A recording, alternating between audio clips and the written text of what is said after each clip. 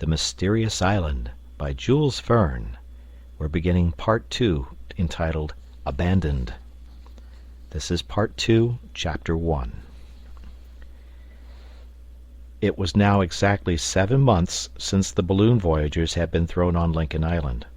During that time, notwithstanding the researches they had made, no human being had been discovered.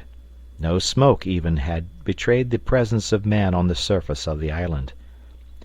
No vestiges of his handiwork showed that either at an early or at a late period had man lived there. Not only did it now appear to be uninhabited by any but themselves, but the colonists were compelled to believe that it had never been inhabited. And now all this scaffolding of reasonings fell before a simple ball of metal found in the body of an inoffensive rodent. In fact, this bullet must have issued from a firearm, and who but a human being could have used such a weapon? When Pencroft had placed the bullet on the table, his companions looked at it with intense astonishment. All the consequences likely to result from this incident, notwithstanding its apparent insignificance, immediately took possession of their minds. The sudden apparition of a supernatural being could not have startled them more completely. Cyrus Harding did not hesitate to give utterance to the suggestions which this fact, at once surprising and unexpected, could not fail to raise in his mind. He took the bullet, turned it over and over, rolled it between his finger and thumb. Then, turning to Pencroft, he asked, "Are you sure that the peccary wounded by this bullet was not more than 3 months old?" "Not more, captain," replied Pencroft. "It was still sucking its mother when I found it in the trap." "Well," said the engineer, "that proves that within 3 months a gunshot was fired in Lincoln Island." "And that a bullet," added Gideon Spilett, "wounded, though not mortally, this little animal." "That is unquestionable," said Cyrus Harding, "and these are the deductions which must be drawn from this incident: that the island was inhabited before our arrival, or that men have landed here within 3 months. Did these men arrive here voluntarily or involuntarily, by disembarking on the shore, or by being wrecked? This point can only be cleared up later. As to what they were, Europeans or Malays, enemies or friends of our race, we cannot possibly guess, and if they still inhabit the island, or if they have left it, we know not. But these questions are of too much importance to be allowed to remain long unsettled." "No, 100 times no, 1,000 times no!" cried the sailor, springing up from the table. "There are no other men than ourselves on Lincoln Island. By my faith, the island isn't large, and if it had been inhabited, we should have seen some of the inhabitants long before this." "In fact, the contrary would be very astonishing," said Herbert. "But it would be much more astonishing, I should think," observed the reporter, "if this peccary had been born with a bullet in its inside."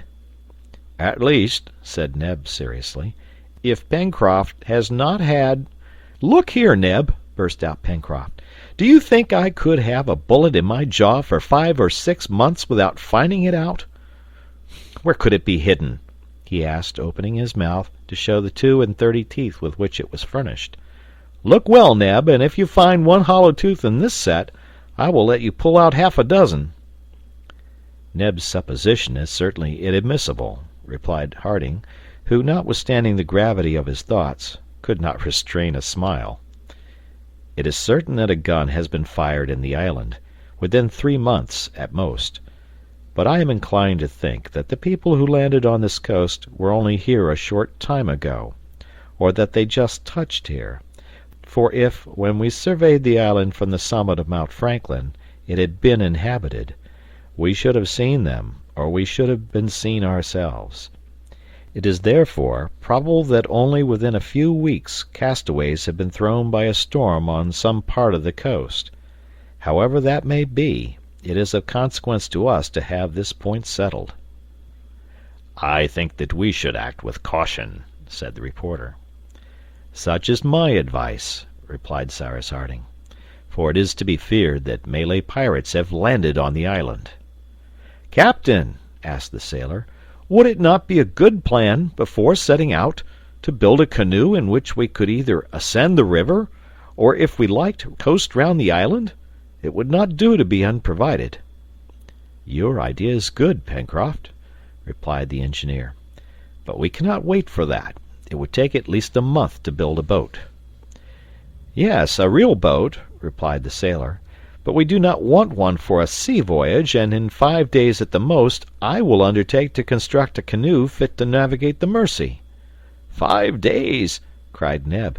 "To build a boat?" "Yes, Neb, a boat in the Indian fashion." "Of wood?" asked the negro, looking still unconvinced. "Of wood," replied Pencroft, "or rather of bark. I repeat, captain, that in 5 days the work will be finished." "In 5 days, then, be it," replied the engineer. "But till that time we must be very watchful," said Herbert. "Very watchful indeed, my friends," replied Harding, "and I beg you to confine your hunting excursions to the neighborhood of Granite House." The dinner ended less gaily than Pencroft had hoped. So then the island was, or had been, inhabited by others than the settlers. Proved as it was by the incident of the bullet, it was hereafter an unquestionable fact, and such a discovery could not but cause great uneasiness among the colonists. Cyrus Harding and Gideon Spilett, before sleeping, conversed long about the matter. They asked themselves if by chance this incident might not have some connection with the inexplicable way in which the engineer had been saved, and the other peculiar circumstances which had struck them at different times.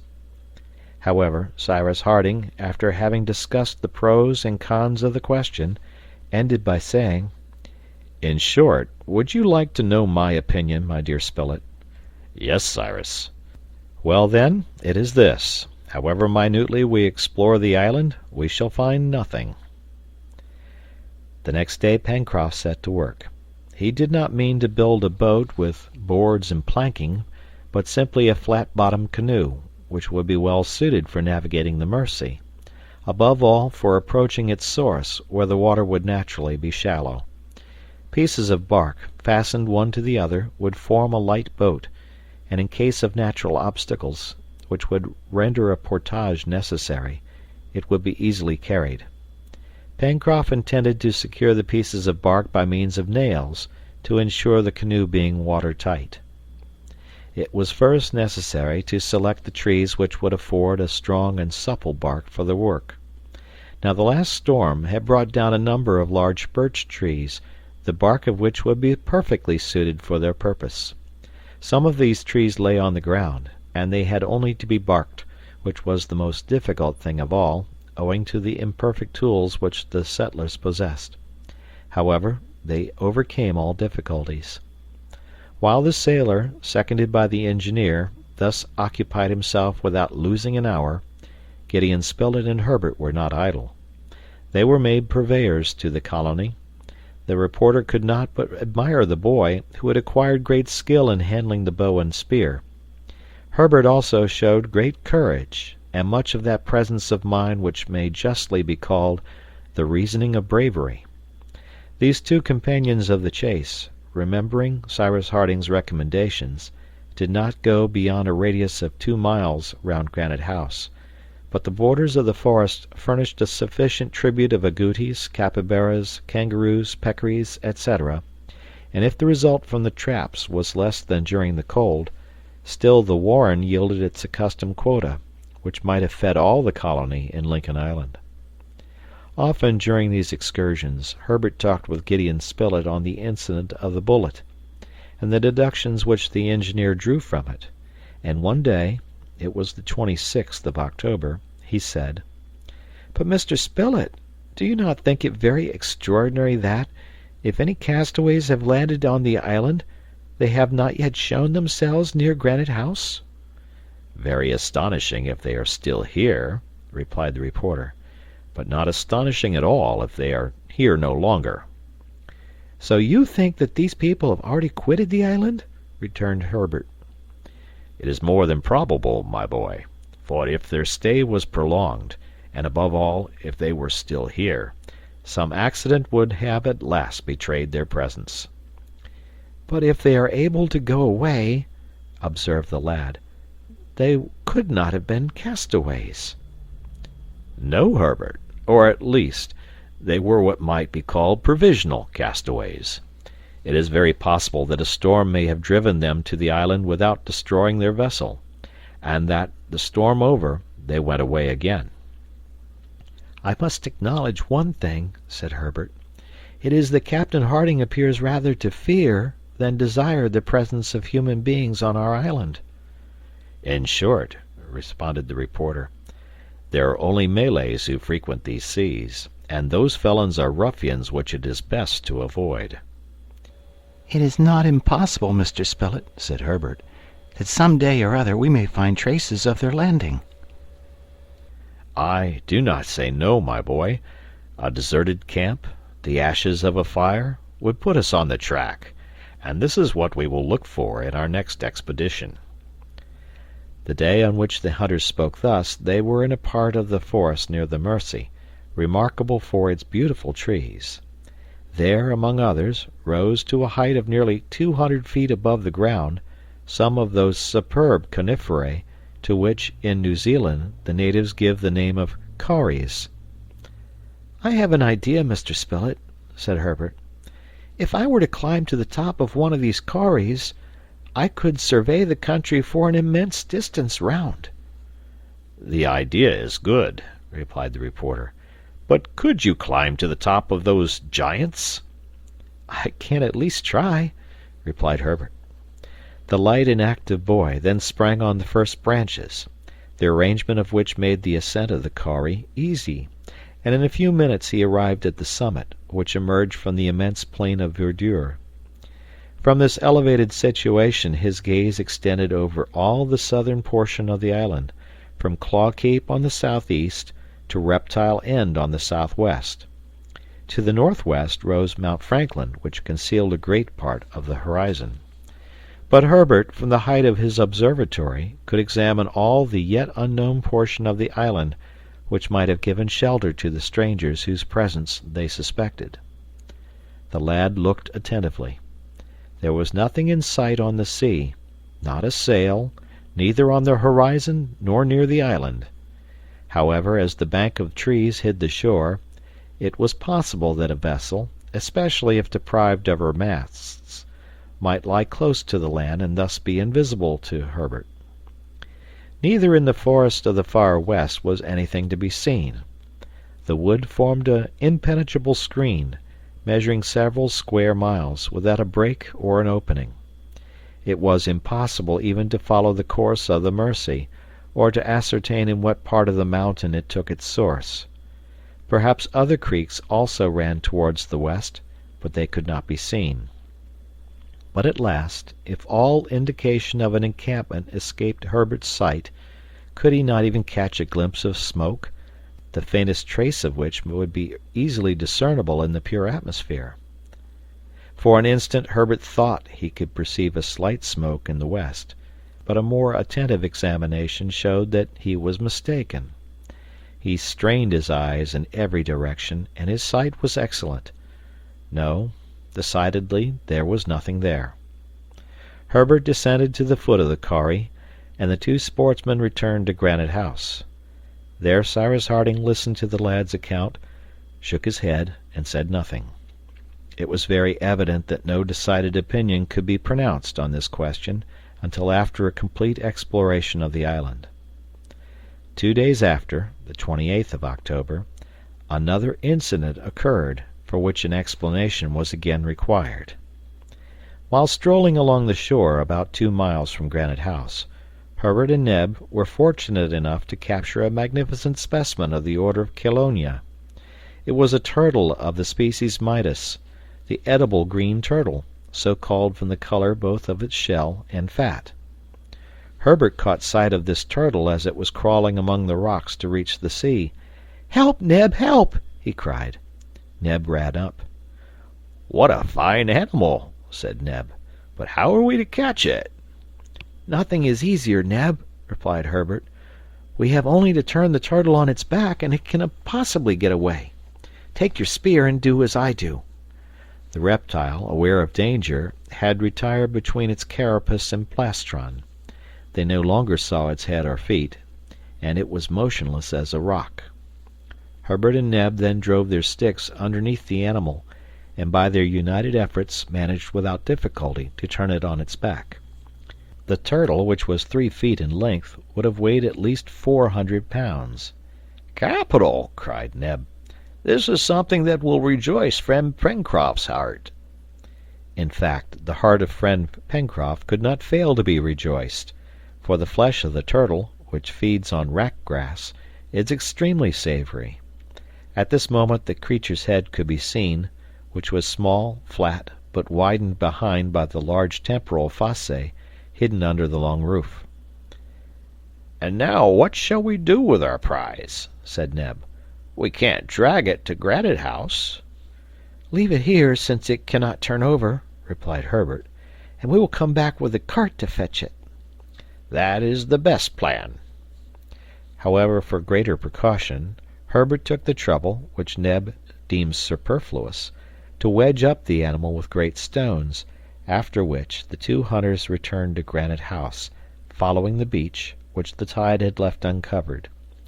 Herbert, wishing to surprise Pencroft, said nothing about the superb specimen of a chelonian, which they had turned over on the sand, but 2 hours later he and Neb returned with the cart to the place where they had left it. The superb specimen of a chelonian was no longer there. Neb and Herbert stared at each other first, then they stared about them. It was just at this spot that the turtle had been left. The lad even found the stones which he had used, and therefore he was certain of not being mistaken. "Well," said Neb, "these beasts can turn themselves over, then?"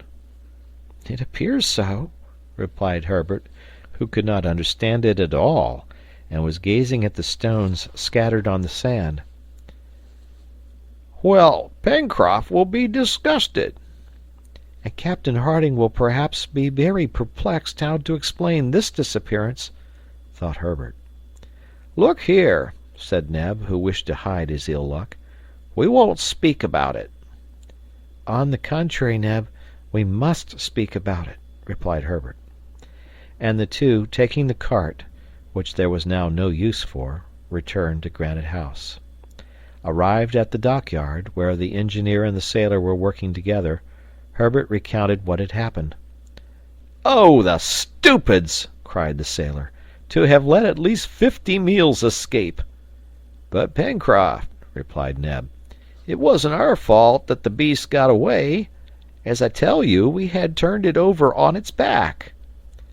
"Then you didn't turn it over enough," returned the obstinate sailor. "Not enough!" cried Herbert, and he told how he had taken care to wedge up the turtle with stones. "It is a miracle, then," replied Pencroft. "I thought, Captain," said Herbert, "that turtles, once placed on their backs, could not regain their feet, especially when they are of a large size?" "That is true, my boy," replied Cyrus Harding. "Then how did it manage?" "At what distance from the sea did you leave this turtle?" asked the engineer, who, having suspended his work, was reflecting on this incident. 15 feet at the most," replied Herbert. "And the tide was low at the time?" "Yes, Captain." "Well," replied the engineer, "what the turtle could not do on the sand it might have been able to do in the water. It turned over when the tide overtook it, and then quietly returned to the deep sea." "Oh, what stupids we were!" cried Neb. "That is precisely what I had the honor of telling you before," returned the sailor. Cyrus Harding had given this explanation, which, no doubt, was admissible, but was he himself convinced of the accuracy of this explanation? It cannot be said that he was. End of chapter. The Mysterious Island by Jules Verne. Part 2, Chapter 2.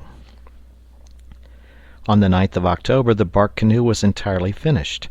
Pencroft had kept his promise, and a light boat, the the shell of which was joined together by the flexible twigs of the crejimba, had been constructed in 5 days. A seat in the stern, a second seat in the middle to preserve the equilibrium, a third seat in the bows, rowlocks for the 2 oars, a scull to steer with, completed the little craft, which was 12 feet long and did not weigh more than 200 pounds. The operation of launching it was extremely simple. The canoe was carried to the beach and laid on the sand before Granite House, and the rising tide floated it.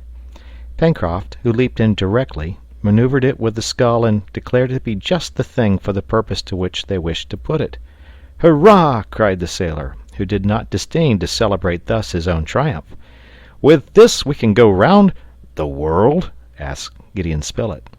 "No, the island. Some stones for ballast, a mast and a sail, which the captain will make for us some day, and we shall go splendidly.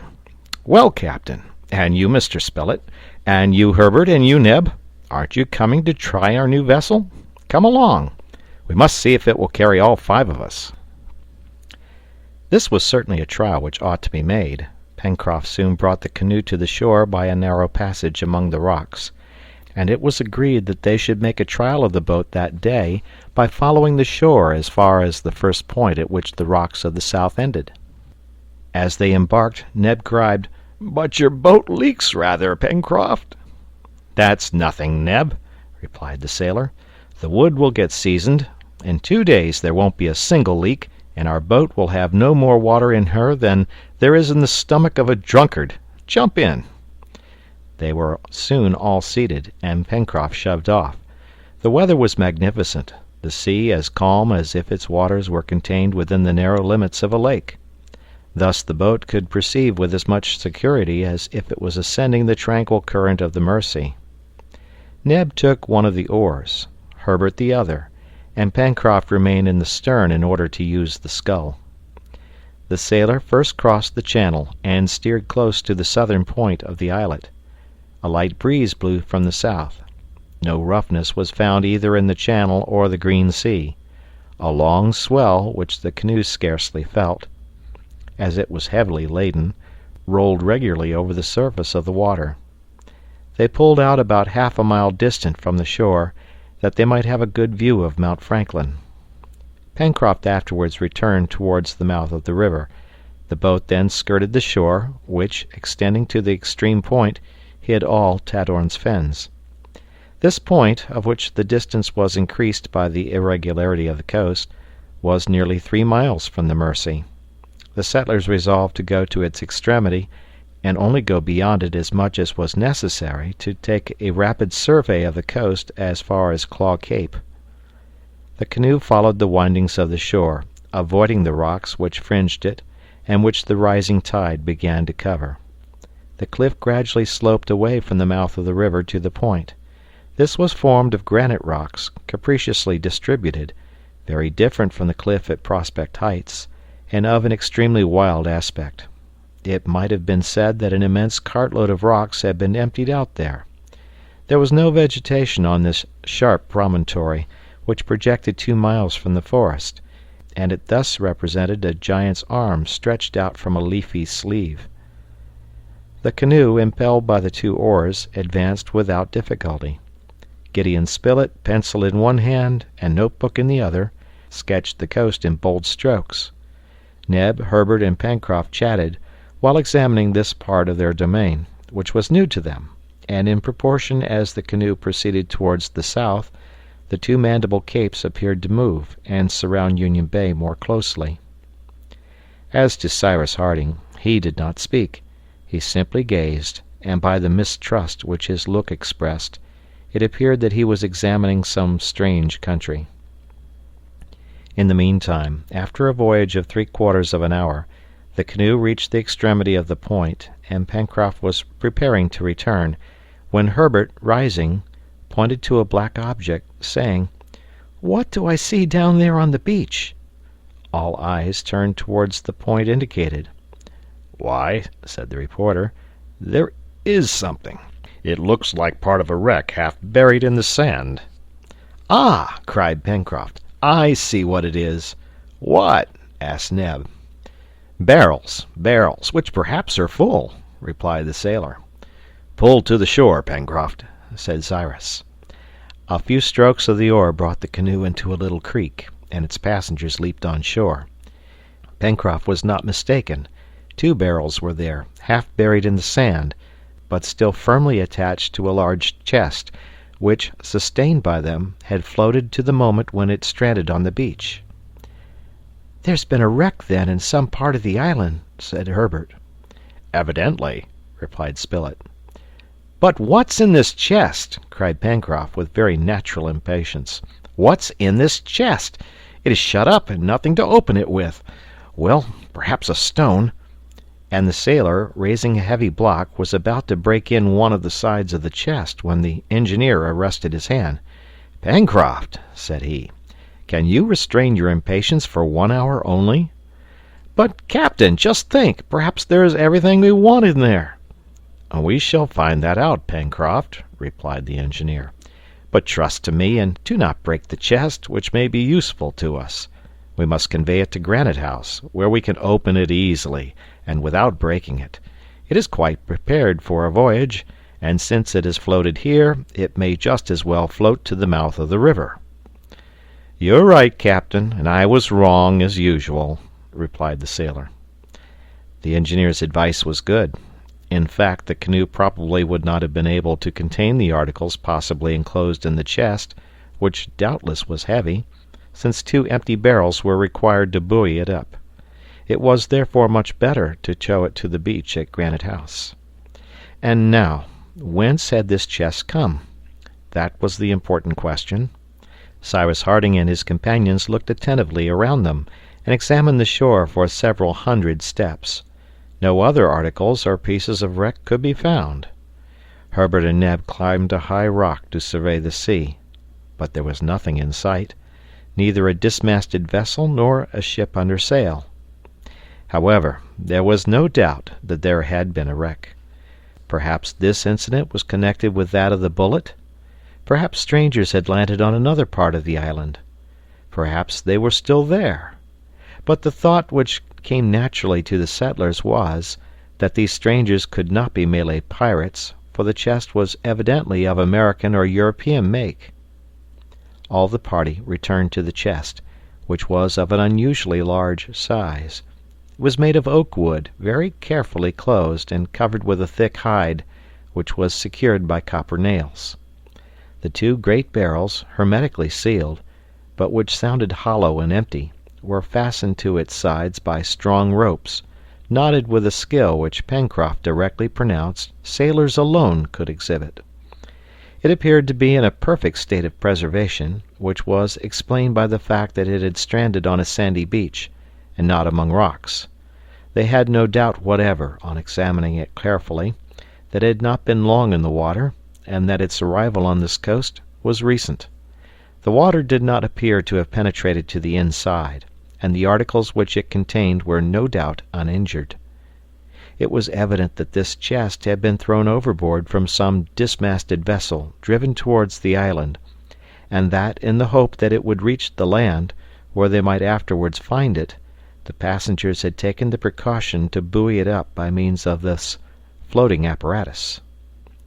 "We will tow this chest to Granite House," said the engineer, "where we can make an inventory of its contents. Then, if we discover any of the survivors from the supposed wreck, we can return it to those to whom it belongs. If we find no one—" "We will keep it for ourselves!" cried Pencroft. "But what in the world can there be in it?" The sea was already approaching the chest, and the high tide would evidently float it. One of the ropes which fastened the barrels was partly unlashed, and used as a cable to unite the floating apparatus with the canoe. Pencroft and Neb then dug away the sand with their oars, so as to facilitate the moving of the chest, towing which the boat soon began to double the point, to which the name of Flotsam Point was given. The chest was heavy, and the barrels were scarcely sufficient to keep it above water. The sailor also feared every instant that it would get loose and sink to the bottom of the sea.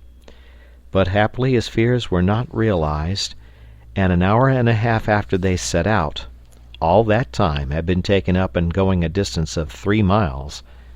The boat touched the beach below Granite House. Canoe and chest were then hauled up on the sands, and as the tide was then going out, they were soon left high and dry. Neb, hurrying home, brought back some tools with which to open the chest in such a way that it might be injured as little as possible, and they proceeded to its inventory. Pencroft did not try to hide that he was greatly excited. The sailor began by detaching the 2 barrels, which, being in good condition, would of course be of use. Then the locks were forced with a cold chisel and a hammer, and the lid thrown back. A second casing of zinc lined the interior of the chest, which had been evidently arranged that the articles which it enclosed might under any circumstances be sheltered from damp. "Oh!" cried Neb, "suppose it's jam!" "I hope not," replied the reporter. "If only there was," said the sailor in a low voice. "What?" asked Neb, who overheard him. "Nothing." The covering of zinc was torn off and thrown back over the sides of the chest, and by degrees numerous articles of very varied character were produced and strewn about on the sand. At each new object Pencroft uttered fresh hurrahs, Herbert clapped his hands, and Neb danced up and down. There were books which made Herbert wild with joy, and cooking utensils which Neb covered with kisses. In short, the colonists had reason to be extremely satisfied, for this chest contained tools, weapons, instruments, clothes, books, and this is the exact list of them as stated in Gideon Spilett's notebook.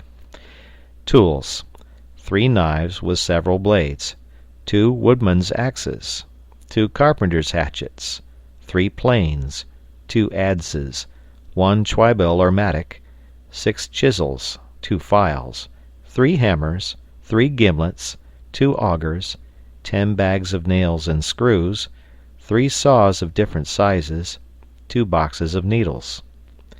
Weapons: 2 flintlock guns, 2 for percussion caps, 2 breech-loader carbines, 5 boarding cutlasses, 4 sabers, 2 barrels of powder, each containing 25 pounds, 12 boxes of percussion caps.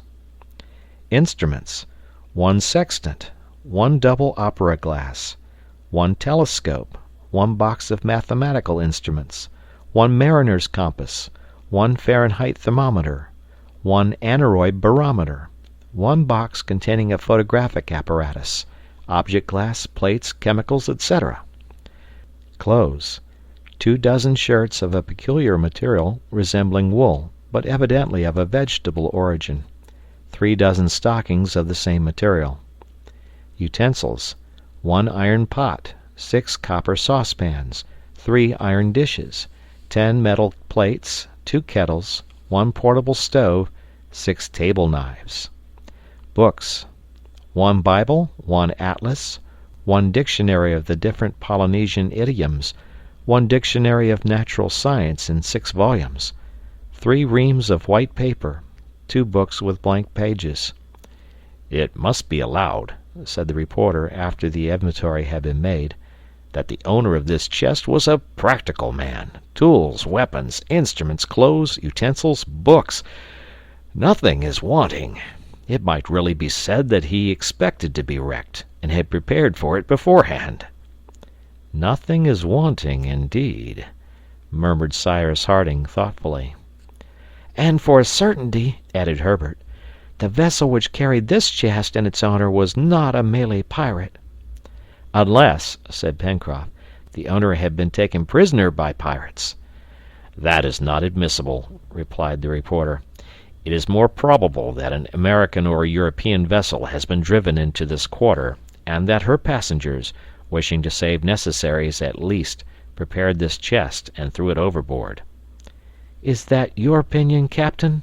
asked Herbert. "Yes, my boy," replied the engineer. "That may have been the case.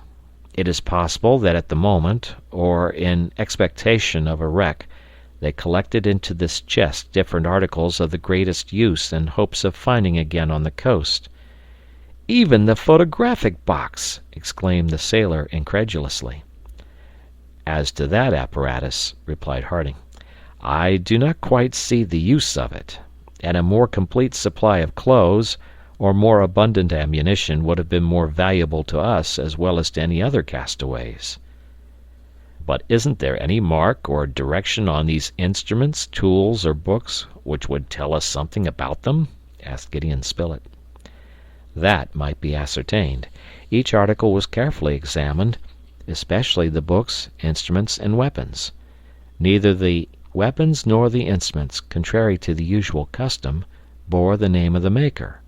They were, besides, in a perfect state, and did not appear to have been used. The same peculiarity marked the tools and utensils. All were new, which proved that the articles had not been taken by chance and thrown into the chest, but, on the contrary, that the choice of things had been well considered and arranged with care. This was also indicated by the second case of metal which had preserved them from damp, and which could not have been soldered in a moment of haste. As to the dictionaries of natural science and Polynesian idioms, both were English, but they neither bore the name of the publisher nor the date of publication. The same with the Bible printed in English, in quarto, remarkable from a typographic point of view, and which appeared to have been often used. The atlas was a magnificent work, comprising maps of every country in the world, and several planispheres arranged upon Mercator's projection, and of which the nomenclature was in French, but which also bore neither date nor name of publisher.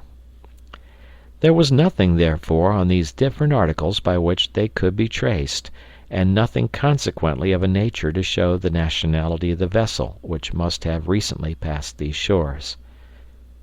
But wherever the chest might have come from, it was a treasure to the settlers on Lincoln Island.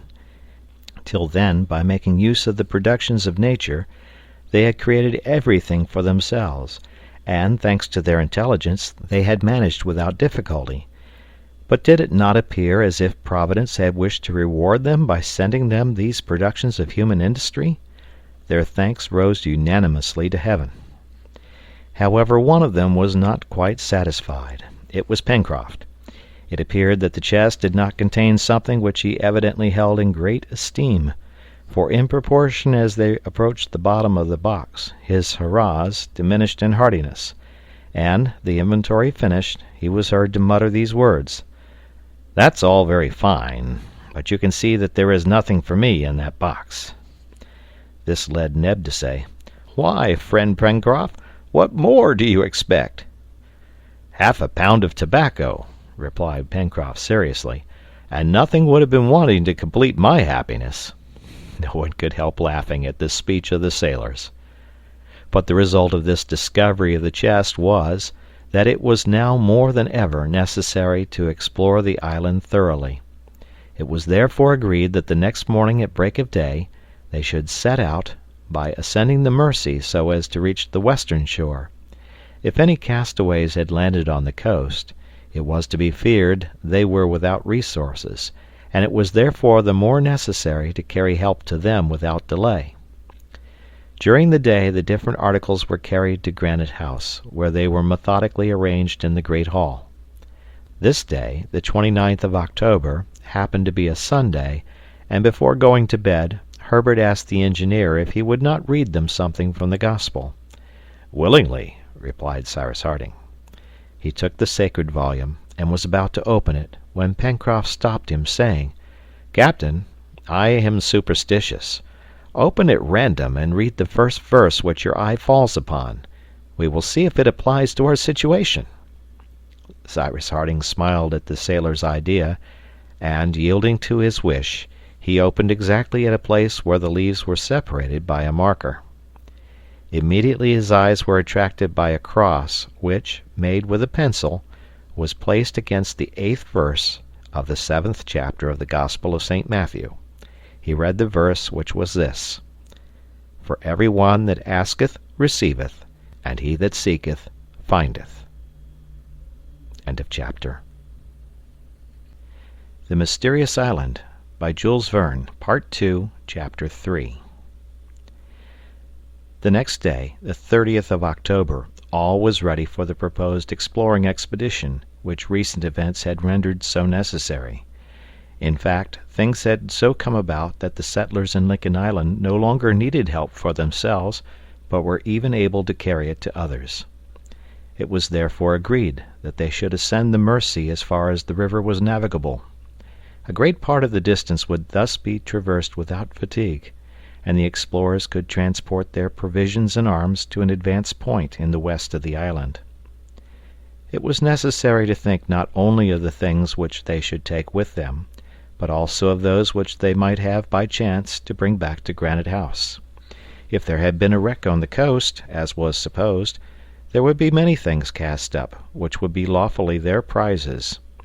In the event of this, the cart would have been of more use than the light canoe, but it was heavy and clumsy to drag, and therefore more difficult to use.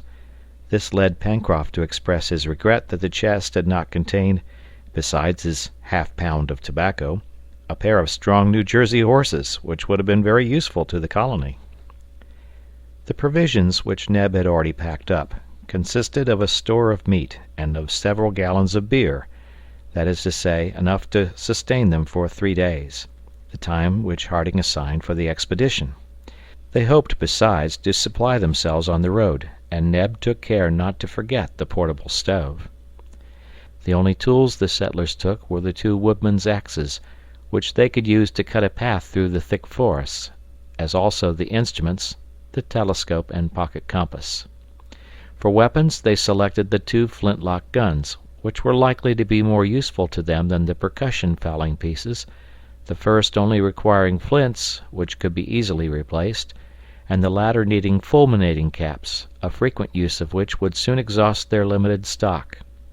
However, they took also one of the carbines and some cartridges. As to the powder, of which there was about 50 pounds in the barrel, a small supply of it had to be taken, but the engineer hoped to manufacture an explosive substance which would allow them to husband it. To the firearms were added the 5 cutlasses, well sheathed in leather, and, thus supplied, the settlers could venture into the vast forest with some chance of success.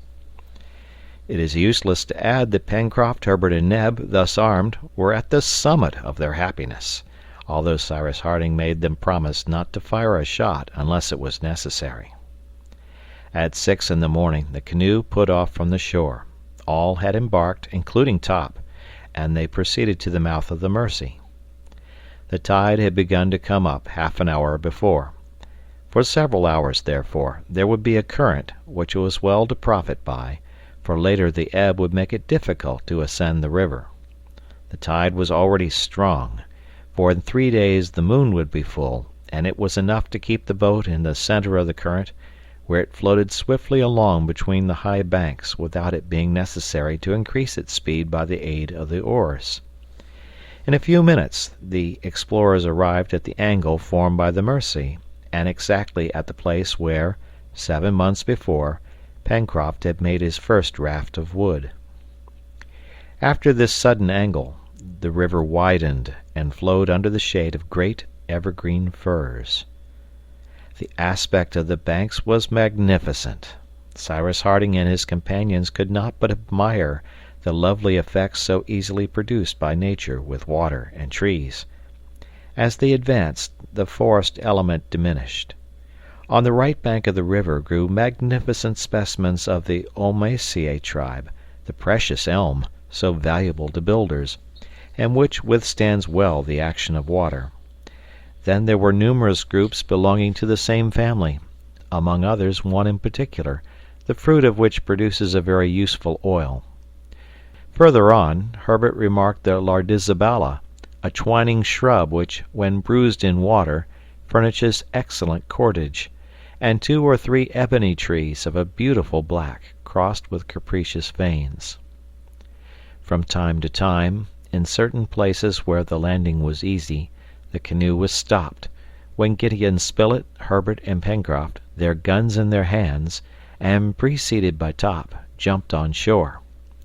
Without expecting game, some useful plant might be met with, and the young naturalist was delighted with discovering a sort of wild spinach, belonging to the order of Chenopodiaceae, and numerous specimens of cruciferae belonging to the cabbage tribe, which it would certainly be possible to cultivate by transplanting.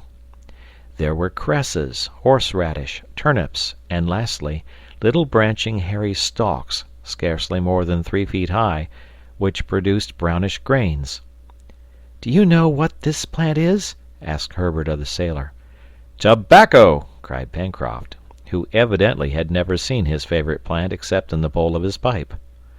"No, Pencroft," replied Herbert, "this is not tobacco. It is mustard." "Mustard be hanged!" returned the sailor. "But if by chance you happen to come across a tobacco plant, my boy, pray don't scorn that." "We shall find it some day," said Gideon Spilett. "Well," exclaimed Pencroft, "when that day comes, I do not know what more will be wanting in our island." These different plants, which had been carefully rooted up, were carried to the canoe, where Cyrus Harding had remained buried in thought. The reporter, Herbert, and Pencroft, in this manner, frequently disembarked, sometimes on the right bank, sometimes on the left bank of the Mersey. The latter was less abrupt, but the former more wooded.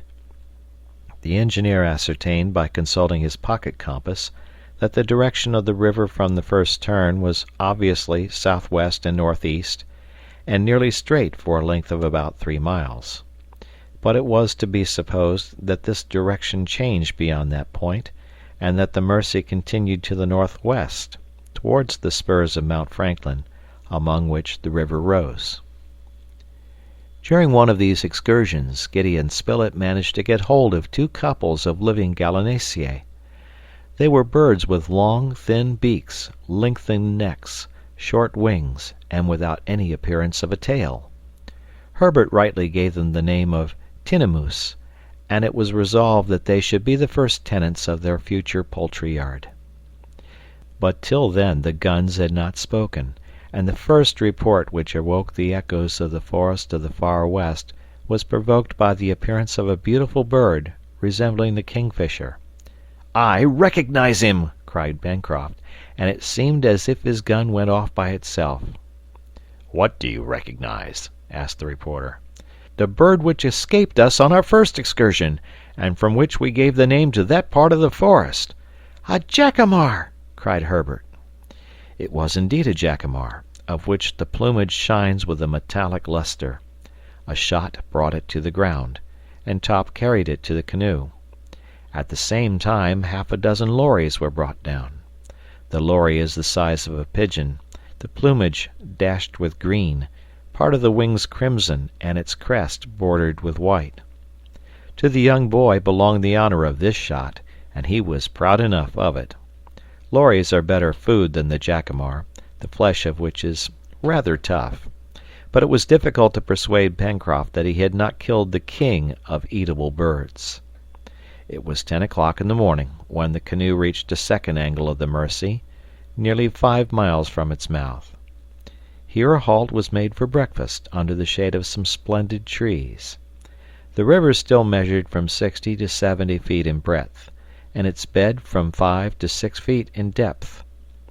The engineer had observed that it was increased by numerous affluents, but they were unnavigable, being simply little streams. As to the forest, including Jacamar Wood, as well as the forests of the far west, it extended as far as the eye could reach. In no place, either in the depths of the forests or under the trees on the banks of the Mersey, was the presence of man revealed. The explorers could not discover one suspicious trace. It was evident that the woodman's axe had never touched these trees, that the pioneer's knife had never severed the creepers hanging from one trunk to another in the midst of tangled brushwood and long grass. If castaways had landed on the island, they could not have yet quitted the shore, and it was not in the woods that the survivors of the supposed shipwreck should be sought. The engineer therefore manifested some impatience to reach the western coast of Lincoln Island, which was at least 5 miles distant according to his estimation. The voyage was continued, and as the Mersey appeared to flow not towards the shore, but rather towards Mount Franklin, it was decided that they should use the boat as long as there was enough water under its keel to float it. It was both fatigue spared and time gained, for they would have been obliged to cut a path through the thick wood with their axes. But soon the flow completely failed them. Either the tide was going down, and it was about the hour, or it could no longer be felt at this distance from the mouth of the Mersey. They had therefore to make use of the oars. Herbert and Neb each took one, and Pencroft took the scull. The forest soon became less dense. The trees grew further apart and often quite isolated. But the further they were from each other, the more magnificent they appeared, profiting as they did by the free, pure air which circulated around them. What splendid specimens of the flora of this latitude! Certainly their presence would have been enough for a botanist to name without hesitation the parallel which traversed Lincoln Island. "Eucalypti!" cried Herbert. They were, in fact, those splendid trees, the giants of the extratropical zone, the congeners of the Australian and New Zealand eucalyptus, both situated under the same latitude as Lincoln Island. Some rose to a height of 200 feet. Their trunks at the base measured 20 feet in circumference, and their bark was covered by a network of furrows containing a red, sweet-smelling gum. Nothing is more wonderful or more singular than those enormous specimens of the order of the Myrtaceae, with their leaves placed vertically and not horizontally, so that an edge and not a surface looks upward, the effect being that the sun's rays penetrate more freely among the trees. The ground at the foot of the eucalypti was carpeted with grass, and from the bushes escaped flights of little birds, which glittered in the sunlight like winged rubies. "These are something like trees," cried Neb, "but are they good for anything?" "Pooh!" replied Pencroft. "Of course there are vegetable giants as well as human giants, and they are no good except to show themselves at fairs." "I think that you are mistaken, Pencroft," replied Gideon Spilett, "and that the wood of the eucalyptus has begun to be very advantageously employed in cabinet making."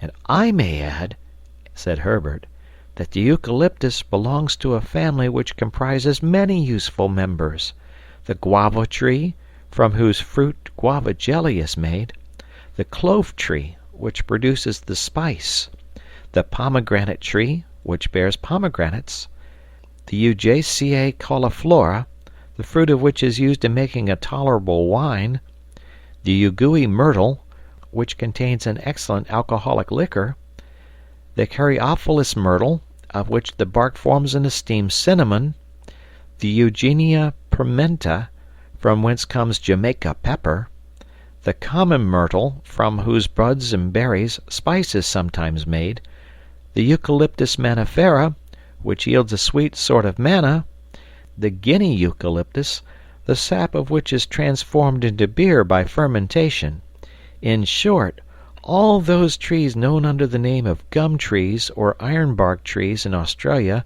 belong to this family of the Myrtaceae, which contains 46 genera and 1,300 species."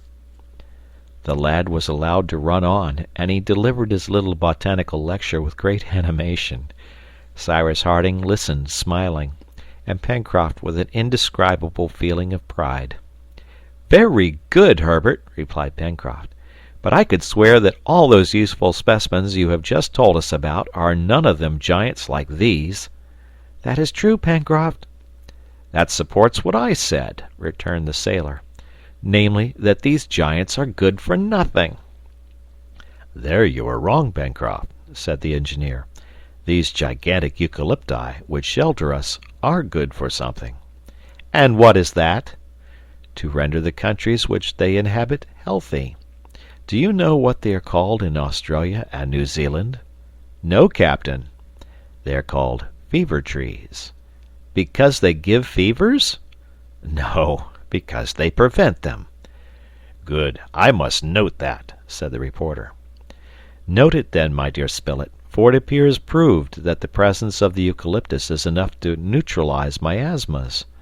This natural antidote has been tried in certain countries in the middle of Europe and the north of Africa, where the soil was absolutely unhealthy, and the sanitary condition of the inhabitants has been gradually ameliorated. No more intermittent fevers prevail in the regions now covered with forests of the Myrtaceae. This fact is now beyond doubt, and it is a happy circumstance for us settlers in Lincoln Island." "Ah, what an island! What a blessed island!" cried Pencroft.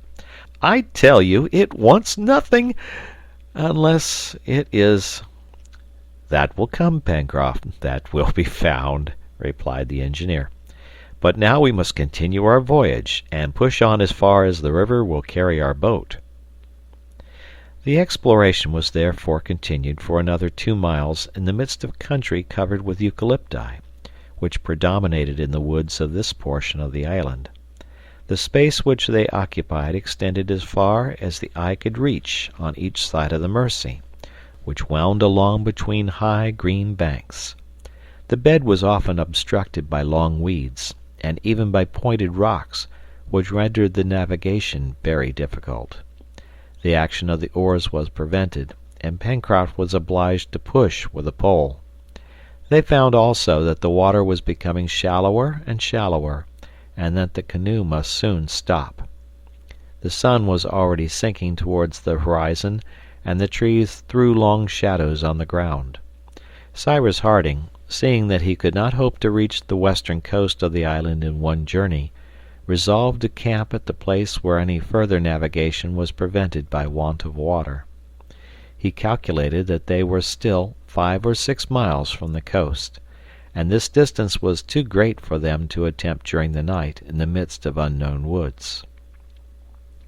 The boat was pushed on through the forest, which gradually became thicker again, and appeared also to have more inhabitants, for if the eyes of the sailor did not deceive him, he thought he saw bands of monkeys springing among the trees. Sometimes even 2 or 3 of these animals stopped at a little distance from the canoe and gazed at the settlers without manifesting any terror, as if, seeing men for the first time, they had not yet learned to fear them. It would have been easy to bring down one of these quadrumani with a gunshot, and Pencroft was greatly tempted to fire, but Harding opposed so useless a massacre.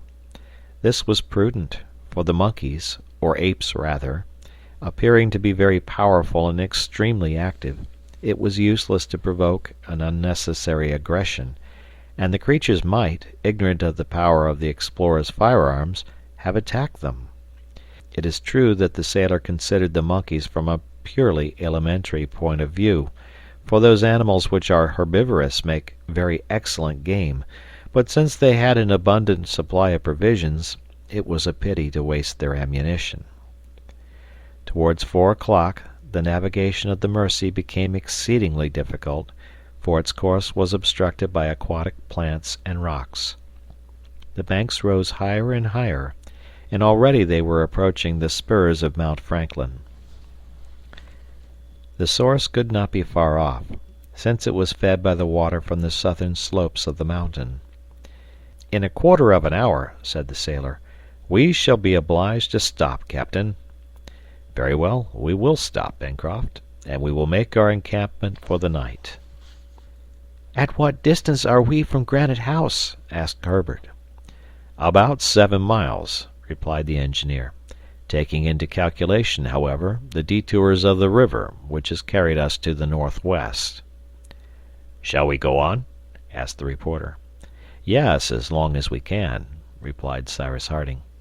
"Tomorrow, at break of day, we will leave the canoe, and in 2 hours I hope we shall cross the distance which separates us from the coast, and then we shall have the whole day in which to explore the shore." "Go ahead," replied Pencroft. But soon the boat grated on the stony bottom of the river, which was now not more than 20 feet in breadth. The trees met like a bower overhead, and caused a half-darkness. They also heard the noise of a waterfall, which showed that a few hundred feet up the river there was a natural barrier. Presently, after a sudden turn of the river, a cascade appeared through the trees. The canoe again touched the bottom, and in a few minutes it was moored to a trunk near the right bank. It was nearly 5 o'clock. The last rays of the sun gleamed through the thick foliage and glanced on the little waterfall, making the spray sparkle with all the colors of the rainbow. Beyond that, the Mersey was lost in the brushwood, where it was fed from some hidden source. The different streams which flowed into it increased it to a regular river further down, but here it was simply a shallow, limpid brook.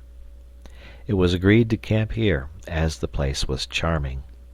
The colonists disembarked, and a fire was soon lighted under a clump of trees, among the branches of which Cyrus Harding and his companions could, if it was necessary, take refuge for the night. Supper was quickly devoured, for they were very hungry, and then there was only sleeping to think of. But, as roarings of rather a suspicious nature had been heard during the evening, a good fire was made up for the night, so as to protect the sleepers with its crackling flames. Neb and Pencroft also watched by turns, and did not spare fuel.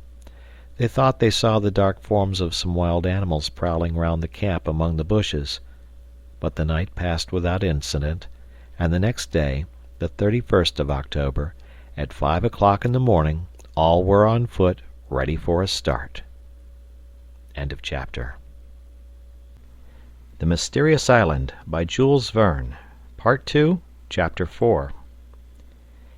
It was 6 o'clock in the morning when the settlers, after a hasty breakfast, set out to reach by the shortest way the western coast of the island.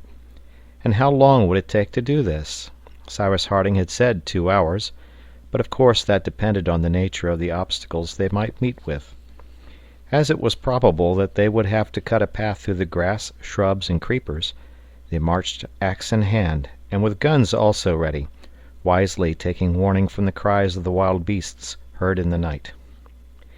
The exact position of the encampment could be determined by the bearing of Mount Franklin, and as the volcano arose in the north at a distance of less than 3 miles, they had only to go straight towards the southwest to reach the western coast. They set out, having first carefully secured the canoe. Pencroft and Neb carried sufficient provision for the little band for at least 2 days. It would not thus be necessary to hunt. The engineer advised his companions to refrain from firing, that their presence might not be betrayed to anyone near the shore. The first hatchet blows were given among the brushwood in the midst of some mastic trees, a little above the cascade, and, his compass in his hand, Cyrus Harding led the way. The forest here was composed for the most part of trees which had already been met with near the lake and on Prospect Heights. There were deodars, Douglas firs, casuarinas, gum trees, eucalypti, hibiscus, cedars, and other trees, generally of a moderate size, for their number prevented their growth. Since their departure, the settlers had descended the slopes, which constituted the mountain system of the island, onto a dry soil, but the luxuriant vegetation of which indicated it to be watered either by some subterranean marsh or by some stream. However, Cyrus Harding did not remember having seen, at the time of his excursion to the crater, any other watercourses but the Red Creek and the Mersey. During the first part of their excursion they saw numerous troops of monkeys who exhibited great astonishment at the sight of men, whose appearance was so new to them. Gideon Spilett jokingly asked whether these active and merry quadrupeds did not consider him and his companions as degenerate brothers. And certainly pedestrians, hindered at each step by bushes, caught by creepers, barred by trunks of trees, did not shine beside those supple animals, who, bounding from branch to branch, were hindered by nothing on their course. The monkeys were numerous, but happily they did not manifest any hostile disposition. Several pigs, agoutis, kangaroos, and other rodents were seen, also 2 or 3 koalas, at which Pencroft longed to have a shot. "But," said he, "you may jump and play just now. We shall have 1 or 2 words to say to you on our way back." At 9:30 the way was suddenly found to be barred by an unknown stream, from 30 to 40 feet broad, whose rapid current dashed foaming over the numerous rocks which interrupted its course. This creek was deep and clear, but it was absolutely unnavigable. "We are cut off!" cried Neb. "No," replied Herbert. "It is only a stream, and we can easily swim over." "What would be the use of that?" returned Harding. "This creek evidently runs to the sea. Let us remain on this side and follow the bank, and I shall be much astonished if it does not lead us very quickly to the coast. Forward!" "One minute," said the reporter. "The name of this creek, my friends. Do not let us leave our geography incomplete." "All right," said Pencroft. "Name it, my boy," said the engineer, addressing the lad. "Will it not be better to wait until we have explored it to its mouth?" answered Herbert. "Very well," replied Cyrus Harding. "Let us follow it as fast as we can without stopping." "Still another minute," said Pencroft. "What's the matter?" asked the reporter. "Though hunting is forbidden, fishing is allowed, I suppose," said the sailor. "We have no time to lose," replied the engineer. "Oh, 5 minutes," replied Pencroft. "I only ask for 5 minutes to use in the interest of our breakfast." And Pencroft, lying down on the bank, plunged his arm into the water, and soon pulled up several dozen of fine crayfish from among the stones. "These will be good," cried Neb, going to the sailor's aid.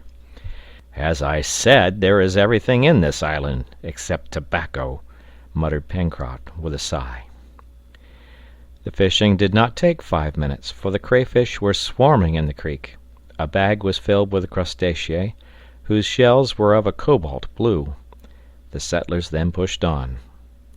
They advanced more rapidly and easily along the banks of the river than in the forest. From time to time they came upon the traces of animals of a large size who had come to quench their thirst at the stream, but none were actually seen, and it was evidently not in this part of the forest that the peccary had received the bullet which had cost Pencroft a grinder.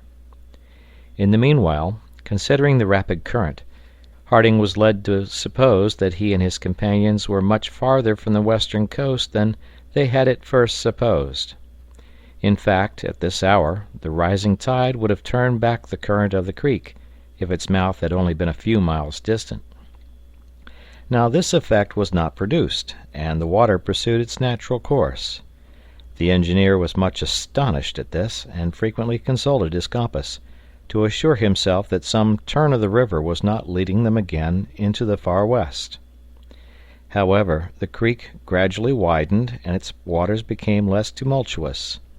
The trees on the right bank were as close together as on the left bank, and it was impossible to distinguish anything beyond them. But these masses of wood were evidently uninhabited, for Top did not bark, and the intelligent animal would not have failed to signal the presence of any stranger in the neighborhood. At 10:30, to the great surprise of Cyrus Harding, Herbert, who was a little in front, suddenly stopped and exclaimed, "The sea!" In a few minutes more the whole western shore of the island lay extended before the eyes of the settlers. But what a contrast between this and the eastern coast upon which chance had first thrown them! No granite cliff, no rocks, not even a sandy beach. The forest reached the shore, and the tall trees bending over the water were beaten by the waves. It was not such a shore as is usually formed by nature, either by extending a vast carpet of sand or by grouping masses of rock, but a beautiful border consisting of the most splendid trees. The bank was raised a little above the level of the sea, and on this luxuriant soil, supported by a granite base, the fine forest trees seemed to be as firmly planted as in the interior of the island. The colonists were then on the shore of an unimportant little harbor, which would scarcely have contained even 2 or 3 fishing boats. It served as a neck to the new creek, of which the curious thing was that its waters, instead of joining the sea by a gentle slope, fell from a height of more than 40 feet, which explained why the rising tide was not felt up the stream. In fact, the tides of the Pacific, even at their maximum elevation, could never reach the level of the river, and doubtless millions of years would pass before the water would have worn away the granite and hollowed a practicable mouth. It was settled that the name of Falls River should be given to this stream. Beyond, towards the north, the forest border was prolonged for a space of nearly 2 miles, Then the trees became scarcer, and beyond that again the picturesque heights described a nearly straight line, which ran north and south. On the contrary, all the part of the shore between Falls River and Reptile End was a mass of wood, magnificent trees, some straight, others bent, so that the long sea swell bathed their roots. Now it was this coast, that is, all the Serpentine Peninsula, that was to be explored, for this part of the shore offered a refuge to castaways, which the other wild and barren side must have refused. The weather was fine and clear, and from the height of a hillock on which Neb and Pencroft had arranged breakfast, a wide view was obtained. There was, however, not a sail in sight. Nothing could be seen along the shore as far as the eye could reach. But the engineer would take nothing for granted until he had explored the coast to the very extremity of the Serpentine Peninsula. Breakfast was soon dispatched, and at 11:30 the captain gave the signal for departure. Instead of proceeding over the summit of a cliff or along a sandy beach, the settlers were obliged to remain under cover of the trees so that they might continue on the shore. The distance which separated Falls River from Reptile End was about 12 miles. It would have taken the settlers 4 hours to do this on a clear ground and without hurrying themselves, but as it was they needed double the time, for what with trees to go round, bushes to cut down, and creepers to chop away, they were impeded at every step, these obstacles greatly lengthening their journey. There was, however, nothing to show that a shipwreck had taken place recently. It is true that, as Gideon Spilett observed, any remains of it might have drifted out to sea, and they might not take it for granted that because they could find no traces of it, a ship had not been cast away on the coast. The porter's argument was just, and besides, the incident of the bullet proved that a shot must have been fired in Lincoln Island within 3 months. It was already 5 o'clock, and there were still 2 miles between the settlers and the extremity of the Serpentine Peninsula. It was evident that after having reached Reptile End, Harding and his companions would not have time to return before dark to their encampment near the source of the Mercy. It would therefore be necessary to pass the night on the promontory. But they had no lack of provisions, which was lucky, for there were no animals on the shore, though birds, on the contrary, abounded. Jacamars, curcues, tragopans, grouse, lories, parrots, cockatoos, pheasants, pigeons, and 100 others. There was not a tree without a nest, and not a nest which was not full of flapping wings. Towards 7 o'clock, the weary explorers arrived at Reptile End.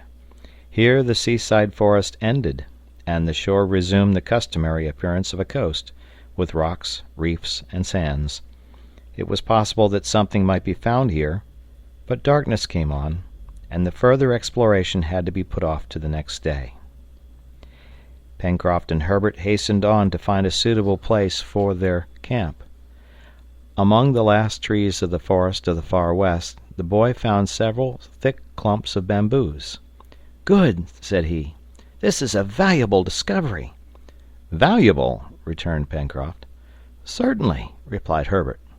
"I may say, Pencroft, that the bark of the bamboo, cut into flexible laths, is used for making baskets; that this bark, mashed into a paste, is used for the manufacture of Chinese paper; that the stalks furnish, according to their size, canes and pipes, and are used for conducting water; that large bamboos make excellent material for building, being light and strong, and being never attacked by insects. I will add that by sawing the bamboo in two at the joint, keeping for the bottom the part of the transverse film which forms the joint, useful cups are obtained, which are much in use among the Chinese. No, you don't care for that, but—" "But what?" "But I can tell you, if you are ignorant of it, that in India these bamboos are eaten like asparagus." "Asparagus 30 feet high!" exclaimed the sailor. "And are they good?" "Excellent," replied Herbert. "Only it is not the stems of 30 feet high which are eaten, but the young shoots." "Perfect, my boy, perfect," replied Pencroft. "I will also add that the pith of the young stalks preserved in vinegar makes a good pickle. Better and better, Herbert. And lastly, that the bamboos exude a sweet liquor which can be made into a very agreeable drink. Is that all? Asked the sailor. That is all. And they don't happen to do for smoking? No, my poor Pencroft. Herbert and the sailor had not to look long for a place in which to pass the night. The rocks, which must have been violently beaten by the sea under the influence of the winds of the southwest, presented many cavities in which shelter could be found against the night air. But just as they were about to enter one of these caves, a loud roaring arrested them. "Back!" cried Pencroft. "Our guns are only loaded with small shot, and beasts which can roar as loud as that would care no more for it than for grains of salt." And the sailor, seizing Herbert by the arm, dragged him behind a rock, just as a magnificent animal showed itself at the entrance of the cavern. It was a jaguar of a size at least equal to its Asiatic congeners. That is to say, it measured 5 feet from the extremity of its head to the beginning of its tail. The yellow color of its hair was relieved by streaks and regular oblong spots of black, which contrasted with the white of its chest. Herbert recognized it as the ferocious rival of the tiger, as formidable as the puma, which is the rival of the largest wolf. The jaguar advanced, and gazed around him with blazing eyes, his hair bristling as if this was not the first time he had scented men. At this moment the reporter appeared round a rock, and Herbert, thinking that he had not seen the jaguar, was about to rush towards him, when Gideon Spilett signed to him to remain where he was. This was not his first tiger, and advancing to within 10 feet of the animal, he remained motionless, his gun to his shoulder, without moving a muscle. The jaguar collected itself for a spring, but at that moment a shot struck it in the eyes, and it fell dead. Herbert and Pencroft rushed towards the jaguar. Neb and Harding also ran up, and they remained for some instants contemplating the animal as it lay stretched on the ground, thinking that its magnificent skin would be a great ornament to the hall at Granite House. "Oh, Mr. Spilett, how I admire and envy you!" cried Herbert in a fit of very natural enthusiasm. "Well, my boy," replied the reporter, "you could have done the same." "I, with such coolness!" "Imagine to yourself, Herbert, that the jaguar is only a hare, and you would fire as quietly as possible." "That is," rejoined Pencroft, "that it is not more dangerous than a hare." "And now," said Gideon Spilett, "since the jaguar has left its abode, I do not see, my friends, why we should not take possession of it for the night." "But others may come," said Pencroft. "It will be enough to light a fire at the entrance of the cavern," said the reporter, "and no wild beast will dare to cross the threshold." "Into the jaguar's house, then," replied the sailor, dragging after him the body of the animal. While Neb skinned the jaguar, his companions collected abundant supply of dry wood from the forest, which they heaped up at the cave. Cyrus Harding, seeing the clump of bamboos, cut a quantity, which he mingled with the other fuel. This done, they entered the grotto, of which the floor was strewn with bones. The guns were carefully loaded, in case of a sudden attack. They had supper, and then just before they lay down to rest, the heap of wood piled at the entrance was set fire to. Immediately a regular explosion, or rather a series of reports, broke the silence. The noise was caused by the bamboos, which, as the flames reached them, exploded like fireworks. The noise was enough to terrify even the boldest of wild beasts. It was not the engineer who had invented this way of causing loud explosions, for, according to Marco Polo, the Tartars have employed it for many centuries to drive away from their encampments the formidable wild beasts of Central Asia. End of chapter. The Mysterious Island by Jules Verne, Part 2, Chapter 5. Cyrus Harding and his companions slept like innocent marmots in the cave which the jaguar had so politely left at their disposal. At sunrise all were on the shore, at the extremity of the promontory, and their gaze was directed towards the horizon, of which 2/3 of the circumference were visible. For the last time the engineer could ascertain that not a sail nor the wreck of a ship was on the sea. and even with a telescope nothing suspicious could be discovered. There was nothing either on the shore, at least, in the straight line of 3 miles which formed the south side of the promontory, for beyond that, rising ground hid the rest of the coast, and even from the extremity of the Serpentine Peninsula, Claw Cape could not be seen. The southern coast of the island still remained to be explored. Now should they undertake it immediately and devote this day to it? This was not included in their first plan. In fact, when the boat was abandoned at the sources of the Mersey, it had been agreed that after having surveyed the west coast, they should go back to it and return to Granite House by the Mersey. Harding then thought that the western coast would have offered refuge, either to a ship in distress or to a vessel in her regular course. But now, as he saw that this coast presented no good anchorage, he wished to seek on the south what they had not been able to find on the west. Gideon Spilett proposed to continue the exploration, that the question of the supposed wreck might be completely settled, and he asked at what distance Claw Cape might be from the extremity of the peninsula. "About 30 miles," replied the engineer, "if we take into consideration the curvings of the coast." 30 miles, returned Spilett. "That would be a long day's march. Nevertheless, I think that we should return to Granite House by the south coast." "But," observed Herbert, "from Claw Cape to Granite House there must be at least another 10 miles." "Make it 40 miles in all," replied the engineer, "and do not hesitate to do it. At least we should survey the unknown shore, and then we shall not have to begin the exploration again." "Very good," said Pencroft. "But the boat?"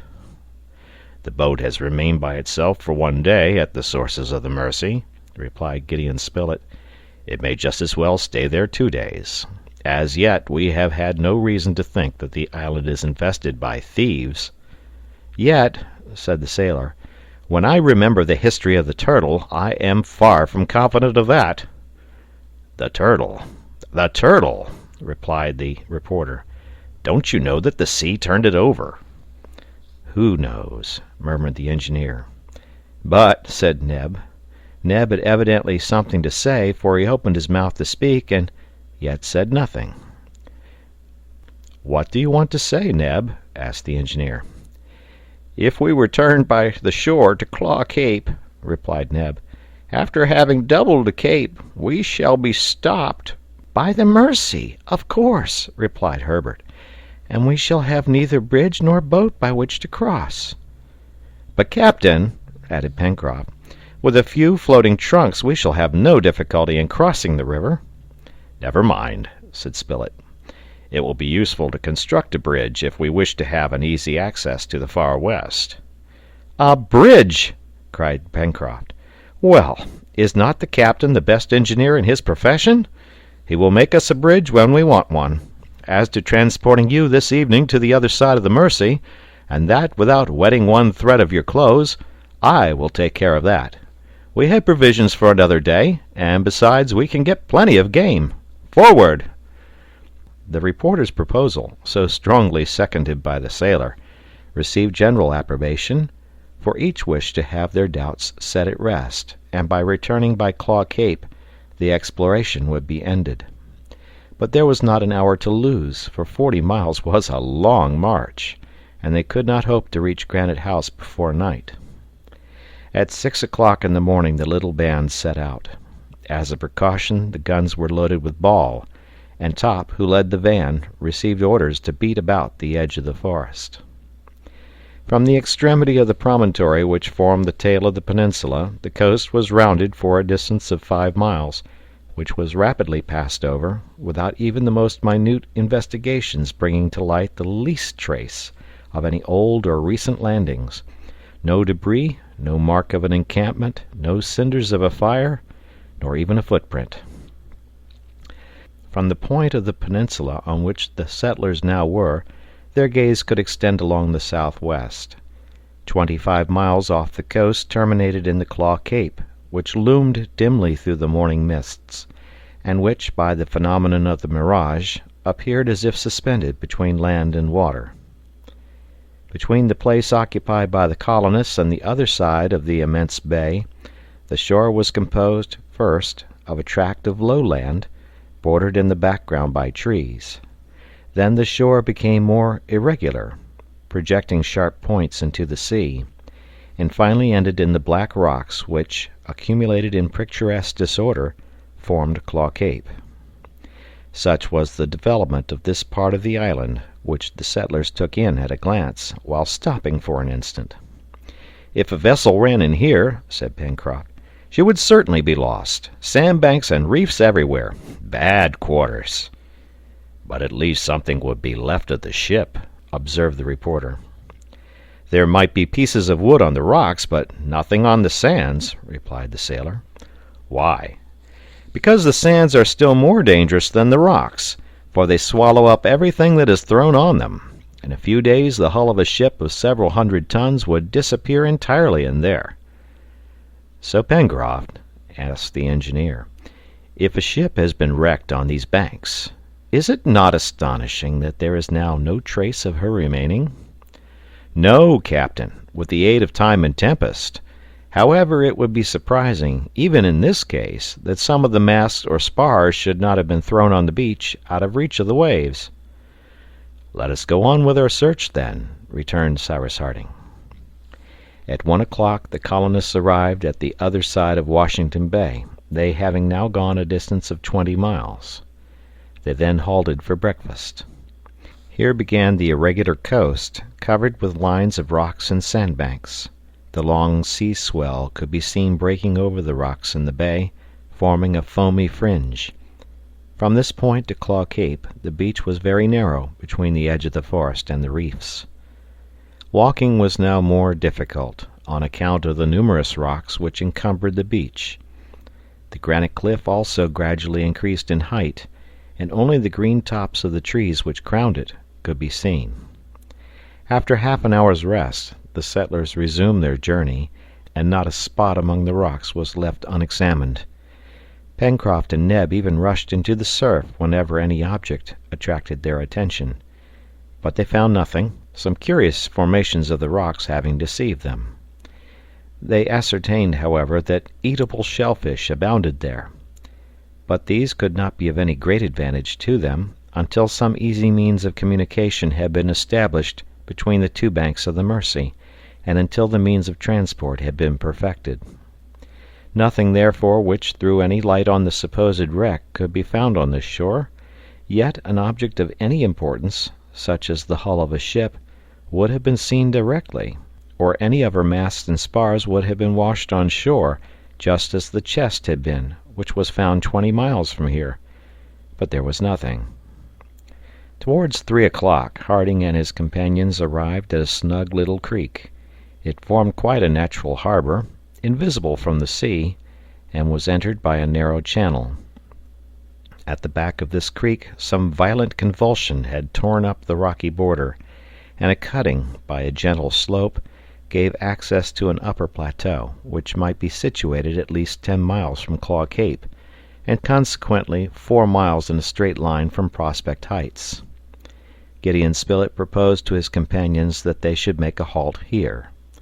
They agreed readily, for their walk had sharpened their appetites, and although it was not their usual dinner hour, no one refused to strengthen himself with a piece of venison. This luncheon would sustain them until their supper, which they intended to take at Granite House. In a few minutes the settlers, seated under a clump of fine sea pines, were devouring the provisions which Neb produced from his bag. This spot was raised from 50 to 60 feet above the level of the sea. The view was very extensive, but beyond the cape it ended in Union Bay.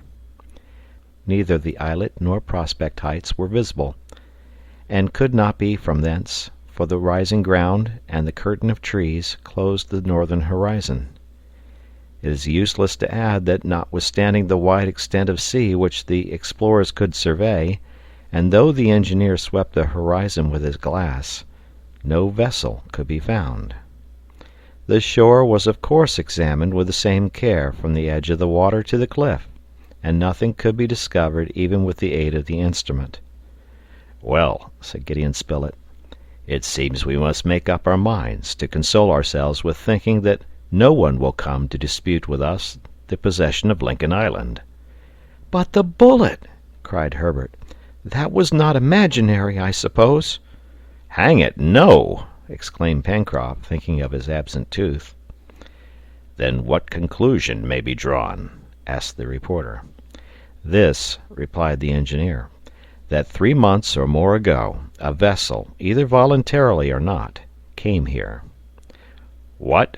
Then you admit, Cyrus, that she was swallowed up without leaving any trace?" cried the reporter. "No, my dear Spilett, but you see that if it is certain that a human being set foot on the island, it appears no less certain that he has now left it." "Then, if I understand you right, Captain," said Herbert, "the vessel has left again?" "Evidently." "And we have lost an opportunity to get back to our country?" said Neb. "I fear so." "Very well, since the opportunity is lost, let us go on. It can't be helped," said Pencroft, who felt homesickness for Granite House. But just as they were rising, Top was heard loudly barking, and the dog issued from the wood holding in his mouth a rag soiled with mud. Neb seized it. It was a piece of strong cloth. Top still barked, and by his going and coming seemed to invite his master to follow him into the forest. "Now there's something to explain the bullet!" exclaimed Pencroft. "A castaway!" replied Herbert. "Wounded, perhaps," said Neb. "Or dead," added the reporter. All ran after the dog, among the tall pines on the border of the forest. Harding and his companions made ready their firearms in case of an emergency. They advanced some way into the wood, but to their great disappointment they as yet saw no signs of any human being having passed that way. Shrubs and creepers were uninjured, and they had even to cut them away with the axe, as they had done in the deepest recesses of the forest. It was difficult to fancy that any human creature had ever passed there, but yet Top went backward and forward, not like a dog who searches at random, but like a dog being endowed with a mind who is following up an idea. In about 7 or 8 minutes Top stopped in a glade surrounded with tall trees. The settlers gazed around them, but saw nothing, neither under the bushes nor among the trees. "What is the matter, Top?" said Cyrus Harding. Top barked louder, bounding about at the foot of a gigantic pine. All at once Pencroft shouted, "Ho! Splendid! Capital!" "What is it?" asked Spilett. "We have been looking for a wreck at sea or on land." "Well?" "Well, and here we've found one in the air." And the sailor pointed to a great white rag, caught in the top of the pine, a fallen scrap of which the dog had brought to them. "But that is not a wreck!" cried Gideon Spilett. "I beg your pardon," returned Pencroft. "Why, is it?"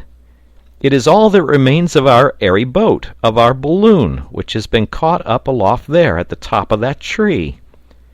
Pencroft was not mistaken, and he gave vent to his feelings in a tremendous hurrah, adding, "There is good cloth! There is what will furnish us with linen for years! There is what will make us handkerchiefs and shirts! Ha ha ha, Mr. Spilett! What do you say to an island where shirts grow on the trees?" It was certainly a lucky circumstance for the settlers in Lincoln Island that the balloon, after having made its last bound into the air, had fallen on the island, and thus given them the opportunity of finding it again, whether they kept the case under its present form, or whether they wished to attempt another escape by it, or whether they usefully employed the several hundred yards of cotton, which was of fine quality. Pencroft's joy was therefore shared by all. But it was necessary to bring down the remains of the balloon from the tree, to place it in security, and this was no slight task. Neb, Herbert, and the sailor, climbing to the summit of the tree, used all their skill to disengage the now reduced balloon.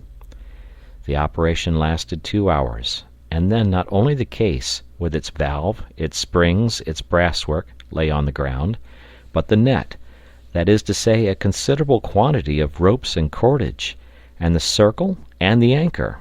The case, except for the fracture, was in good condition, only the lower portion being torn. It was a fortune which had fallen from the sky. "All the same, Captain," said the sailor, "if we ever decide to leave the island, it won't be in a balloon, will it? These airboats won't go where we want them to go, and we have had some experience in that way.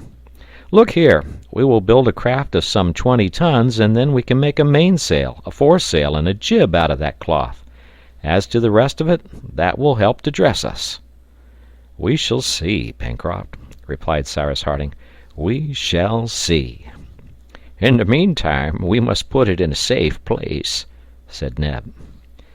They certainly could not think of carrying this load of cloth, ropes, and cordage to Granite House, for the weight of it was very considerable, and while waiting for a suitable vehicle in which to convey it, it was of importance that this treasure should not be left longer exposed to the mercies of the first storm. The settlers, uniting their efforts, managed to drag it as far as the shore, where they discovered a large rocky cavity, which, owing to its position, could not be visited either by the wind or rain. "We needed a locker, and now we have one," said Pencroft. "But as we cannot lock it up, it will be prudent to hide the opening. I don't mean from two-legged thieves, but from those with 4 paws." At 6 o'clock all was stowed away, and having given the creek the very suitable name of Port Balloon, the settlers pursued their way along Claw Cape. Pencroft and the engineer talked of the different projects which it was agreed to put into execution with the briefest possible delay. It was necessary first of all to throw a bridge over the Mersey, so as to establish an easy communication with the south of the island. Then the cart must be taken to bring back the balloon, for the canoe alone could not carry it. Then they would build a decked boat, and Pencroft would rig it as a cutter, and they would be able to undertake voyages of circumnavigation round the island, etc. In the meanwhile night came on, and it was already dark when the settlers reached Flotsam Point, where they had found the precious chest. The distance between Flotsam Point and Granite House was another 4 miles, and it was midnight when, after having followed the shore to the mouth of the Mersey, the settlers arrived at the first angle formed by the Mersey. There the river was 80 feet in breadth, which was awkward to cross, but as Pencroft had taken it upon himself to conquer this difficulty, he was compelled to do it. The settlers certainly had reason to be pretty tired. The journey had been long, and the task of getting down the balloon had not rested either their arms or legs. They were anxious to reach Granite House to eat and sleep, and if the bridge had been constructed, in a quarter of an hour they would have been at home. The night was very dark. Pencroft prepared to keep his promise by constructing a sort of raft on which to make the passage of the Mersey. He and Neb, armed with axes, chose 2 trees near the water, and began to attack them at the base. Cyrus Harding and Spilett, seated on the bank, waited till their companions were ready for their help, while Herbert roamed about, although without going to any distance. All at once the lad who had strolled by the river came running back, and pointing up the Mersey exclaimed, "What is floating there?" Pencroft stopped working, and seeing an indistinct object moving through the gloom, "A canoe!" cried he. All approached, and saw to their extreme surprise a boat floating down the current. "Boat ahoy!" shouted the sailor, without thinking that perhaps it would be best to keep silence. No reply. The boat still drifted onward, and it was not more than 12 feet off when the sailor exclaimed, "But it is our own boat! She has broken her moorings and floated down the current. I must say she has arrived very opportunely." "Our boat," murmured the engineer. Pencroft was right. It was indeed the canoe, of which the rope had undoubtedly broken, and which had come alone from the sources of the Mersey. It was very important to seize it before the rapid current should have swept it away out of the mouth of the river, but Neb and Pencroft cleverly managed this by means of a long pole. The canoe touched the shore. The engineer leaped in first, and found, on examining the rope, that it had been really worn through by rubbing against the rocks.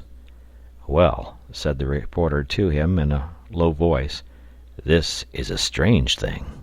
"Strange indeed," returned Cyrus Harding. "Strange or not, it was very fortunate. Herbert, the reporter, Neb, and Pencroft embarked in turn.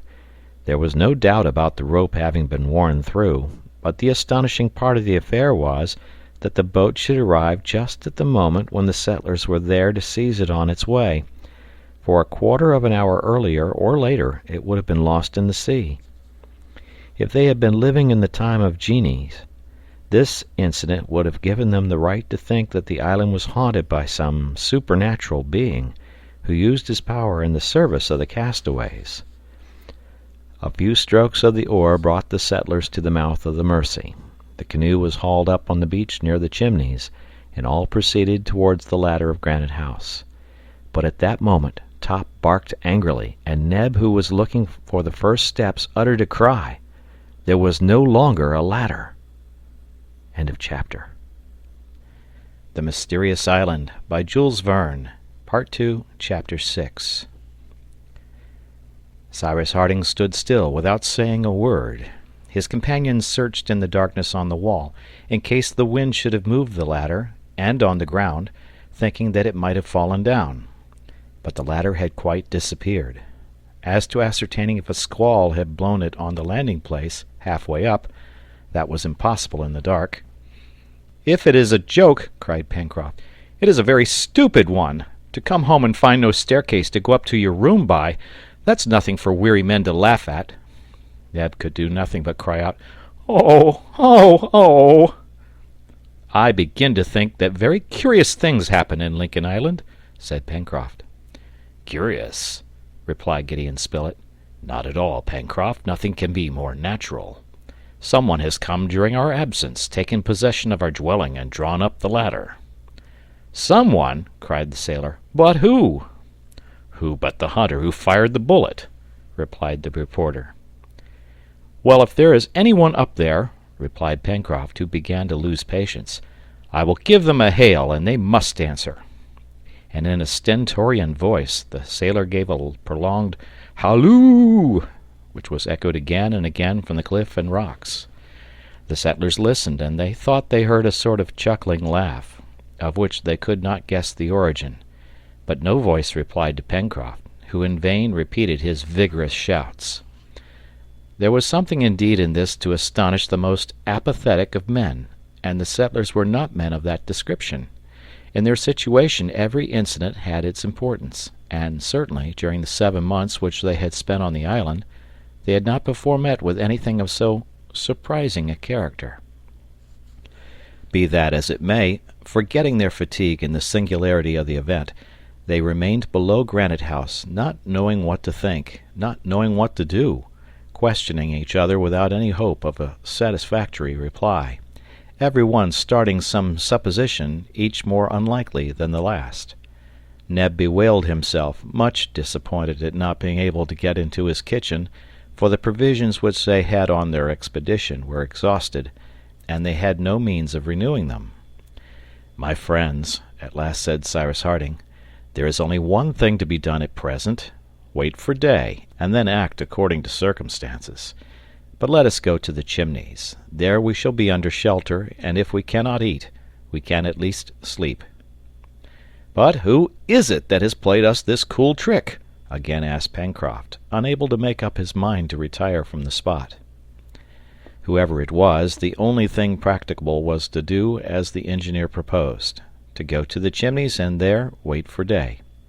In the meanwhile Top was ordered to mount guard below the windows of Granite House, and when Top received an order he obeyed it without any questioning. The brave dog therefore remained at the foot of the cliff while his master with his companions sought a refuge among the rocks.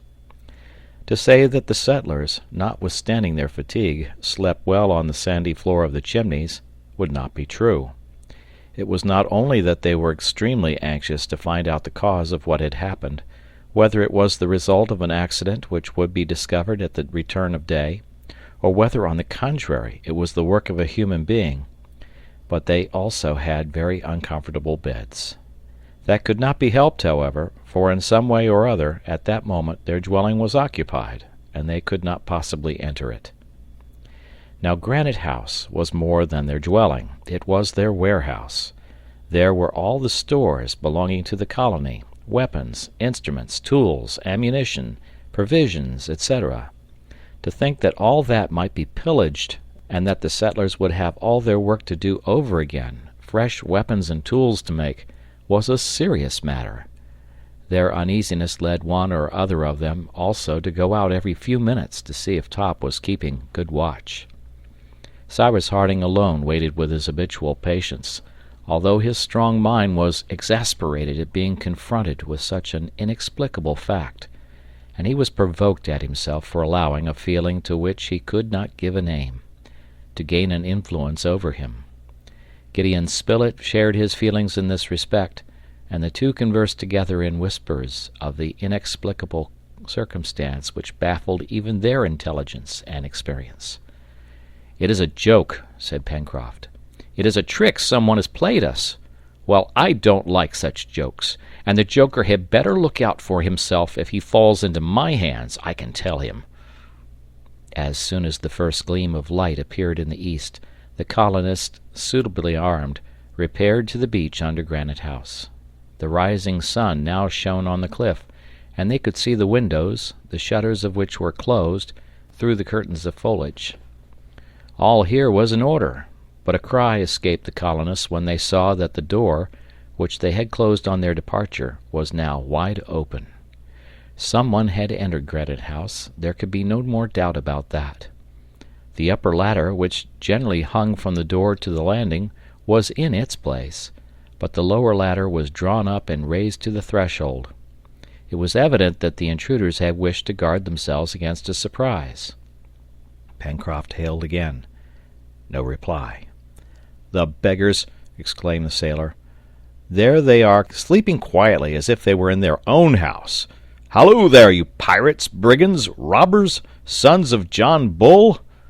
When Pencroft, being a Yankee, treated anyone to the epithet of son of John Bull, he considered he had reached the last limits of insult. The sun had now completely risen, and the whole facade of Granite House became illuminated by its rays, but in the interior as well as on the exterior all was quiet and calm. The settlers asked if Granite House was inhabited or not, and yet the position of the ladder was sufficient to show that it was.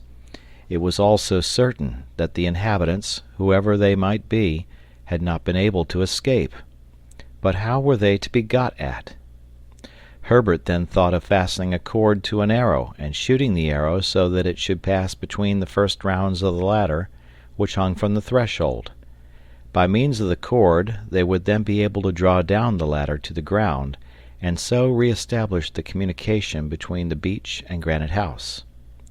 There was evidently nothing else to be done, and with a little skill this method might succeed. Very fortunately, bows and arrows had been left at the Chimneys, where they also found a quantity of light hibiscus cord. Pencroft fastened this to a well-feathered arrow. Then Herbert, fixing it to his bow, took a careful aim for the lower part of the ladder. Cyrus Harding, Gideon Spilett, Pencroft, and Neb drew back, so as to see if anything appeared at the windows. The reporter lifted his gun to his shoulder and covered the door. The bow was bent, the arrow flew, taking the cord with it, and passed between the two last rounds. The operation had succeeded.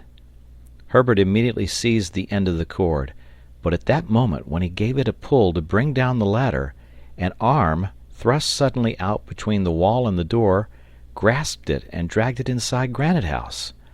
"The rascals!" shouted the sailor. "If a ball can do anything for you, you shall not have long to wait for it." "But who was it?" asked Neb. "Who was it? Didn't you see?" "No." "It was a monkey, a sapajou, an orang-outang, a baboon, a gorilla, a saguin. Our dwelling has been invaded by monkeys, who climbed up the ladder during our absence." And at this moment, as if to bear witness to the truth of the sailor's words, 2 or 3 quadrumana showed themselves at the windows, from which they had pushed back the shutters, and saluted the real proprietors of the place with 1,000 hideous grimaces. "I knew that it was only a joke," cried Pencroft, "but one of the jokers shall pay the penalty for the rest." So saying, the sailor, raising his piece, took a rapid aim at one of the monkeys and fired. All disappeared, except one who fell mortally wounded on the beach. This monkey, which was of a large size, evidently belonged to the first order of the quadrumana. Whether this was a chimpanzee, an orang-outang, or a gorilla, he took rank among the anthropod apes, who are so called from their resemblance to the human race. However, Herbert declared it to be an orang-outang. "What a magnificent beast!" cried Neb. "Magnificent if you like," replied Pencroft, "but still I do not see how we are to get into our house." "Herbert is a good marksman," said the reporter, "and his bow is here. He can try again." "Why, these apes are so cunning," returned Pencroft, "they won't show themselves again at the windows, and so we can't kill them. And when I think of the mischief they may do in the rooms and storehouse—" "Have patience," replied Harding. "These creatures cannot keep us long at bay." "I shall not be sure of that till I see them down here," replied the sailor. "And now, captain, do you know how many dozens of these fellows are up there?" It was difficult to reply to Pencroft, and as for the young boy making another attempt, that was not easy, for the lower part of the ladder had been drawn again into the door, and when another pull was given, the line broke, and the ladder remained firm. The case was really perplexing. Pencroft stormed. There was a comic side to the situation, but he did not think it funny at all. It was certain that the settlers would end by reinstating themselves in their domicile and driving out the intruders, but when and how, this is what they were not able to say. 2 hours passed, during which the apes took care not to show themselves, but they were still there, and 3 or 4 times a nose or a paw was poked out at the door or windows, and was immediately saluted by a gunshot.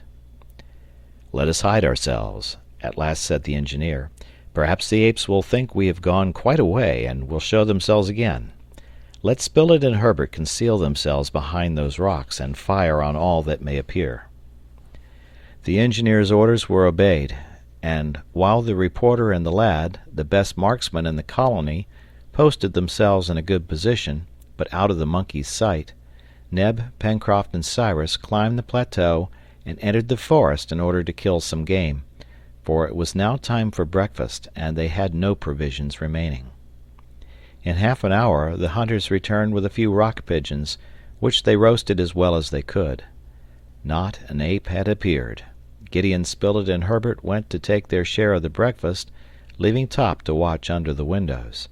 They then, having eaten, returned to their post. 2 hours later their situation was in no degree improved. The quadrumana gave no sign of existence, and it might have been supposed that they had disappeared, but what seemed more probable was that, terrified by the death of one of their companions, and frightened by the noise of the firearms, they had retreated to the back part of the house, or probably even into the storeroom, and when they thought of the valuables which this storeroom contained, the patience so much recommended by the engineer fast changed into great irritation, and there certainly was room for it. "Decidedly it is too bad," said the reporter, "and the worst of it is, there is no way of putting an end to it." "But we must drive these vagabonds out somehow," cried the sailor. "We could soon get the better of them, even if there are 20 of the rascals, but for that we must meet them hand to hand. Come now, is there no way of getting at them?" "Let us try to enter Granite House by the old opening at the lake," replied the engineer. "Oh!" shouted the sailor, "and I never thought of that!" This was in reality the only way by which to penetrate into Granite House, so as to fight with and drive out the intruders. The opening was, it is true, closed up with a wall of cemented stones, which it would be necessary to sacrifice, but that could easily be rebuilt. Fortunately, Cyrus Harding had not as yet effected his project of hiding this opening by raising the waters of the lake, for the operation would then have taken some time. It was already past 12 o'clock when the colonists, well armed and provided with picks and spades, left the chimneys, passed beneath the windows of Granite House, after telling Top to remain at his post, and began to ascend the left bank of the Mersey, so as to reach Prospect Heights. But they had not made 50 steps in this direction when they heard the dog barking furiously, and all rushed down the bank again. Arriving at the turning, they saw that the situation had changed. In fact, the apes, seized with a sudden panic from some unknown cause, were trying to escape. 2 or 3 ran and clambered from one window to another with the agility of acrobats. They were not even trying to replace the ladder, by which it would have been easy to descend. Perhaps in their terror they had forgotten this way of escape. The colonists, now being able to take aim without difficulty, fired. Some, wounded or killed, fell back into the rooms, uttering piercing cries. The rest, throwing themselves out, were dashed to pieces in their fall, and in a few minutes, so far as they knew, there was not a living quadrumana in Granite House. At this moment, the ladder was seen to slip over the threshold, then unroll and fall to the ground. "Hello!" cried the sailor. "This is queer." "Very strange," murmured the engineer, leaping first up the ladder. "Take care, Captain!" cried Pencroft. "Perhaps there are still some of these rascals—" "We shall soon see," replied the engineer, without stopping, however. All his companions followed him, and in a minute they had arrived at the threshold. They searched everywhere. There was no one in the rooms, nor in the storehouse, which had been respected by the band of quadrumana. "Well now, and the ladder!" cried the sailor. "Who can the gentleman have been who sent us that down?" But at that moment a cry was heard, and a great orang, who had hidden himself in the passage, rushed into the room, pursued by Neb. "Ah, the robber!" cried Pencroft, and, hatchet in hand, he was about to cleave the head of the animal, when Cyrus Harding seized his arm, saying, "Spare him, Pencroft." "Pardon this rascal?" "Yes, it was he who threw us the ladder." And the engineer said this in such a peculiar voice that it was difficult to know whether he spoke seriously or not. Nevertheless, they threw themselves on the orang, who defended himself gallantly, but was soon overpowered and bound. "There," said Pencroft. "And what shall we make of him, now we've got him?" "A servant," replied Herbert. The lad was not joking in saying this, for he knew how this intelligent race could be turned to account. The settlers then approached the ape and gazed at it attentively. He belonged to the family of anthropoid apes, of which the facial angle is not much inferior to that of the Australians and Hottentots. It was an orang-outang, and as such had neither the ferocity of the gorilla nor the stupidity of the baboon. It is to this family of the anthropoid apes that so many characteristics belong which prove them to be possessed of an almost human intelligence. Employed in houses, they can wait at table, sweep rooms, brush clothes, clean boots, handle a knife, fork, and spoon properly, and even drink wine, doing everything as well as the best servant that ever walked upon 2 legs. Buffon possessed one of these apes, who served him for a long time as a faithful and zealous servant.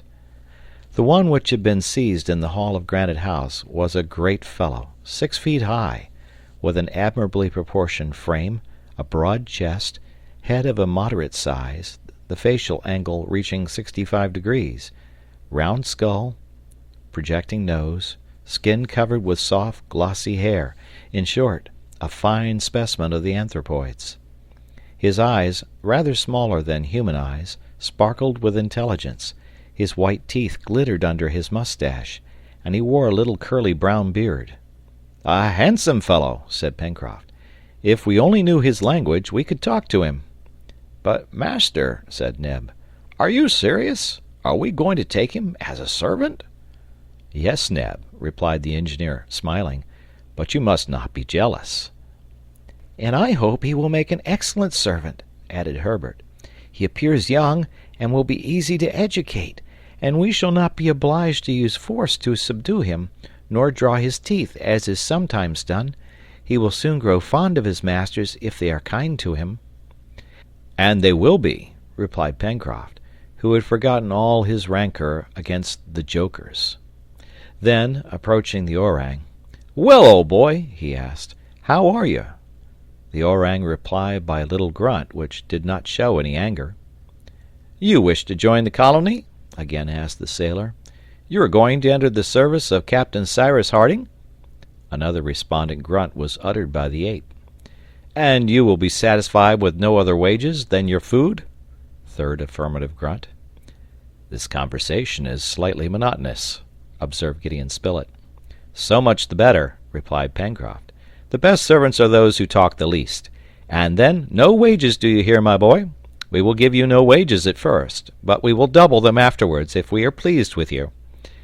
Thus the colony was increased by a new member.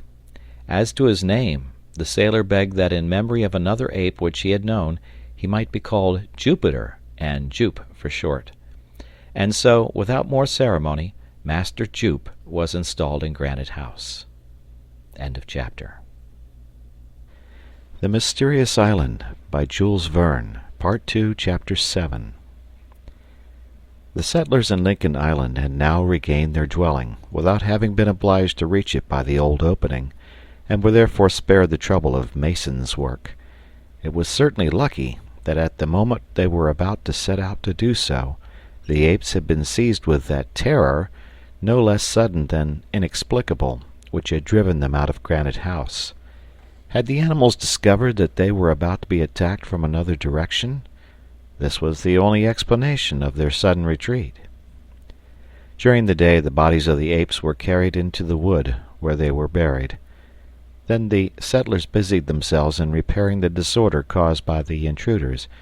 Disorder, but not damage, for although they had turned everything in the rooms topsy-turvy, yet they had broken nothing.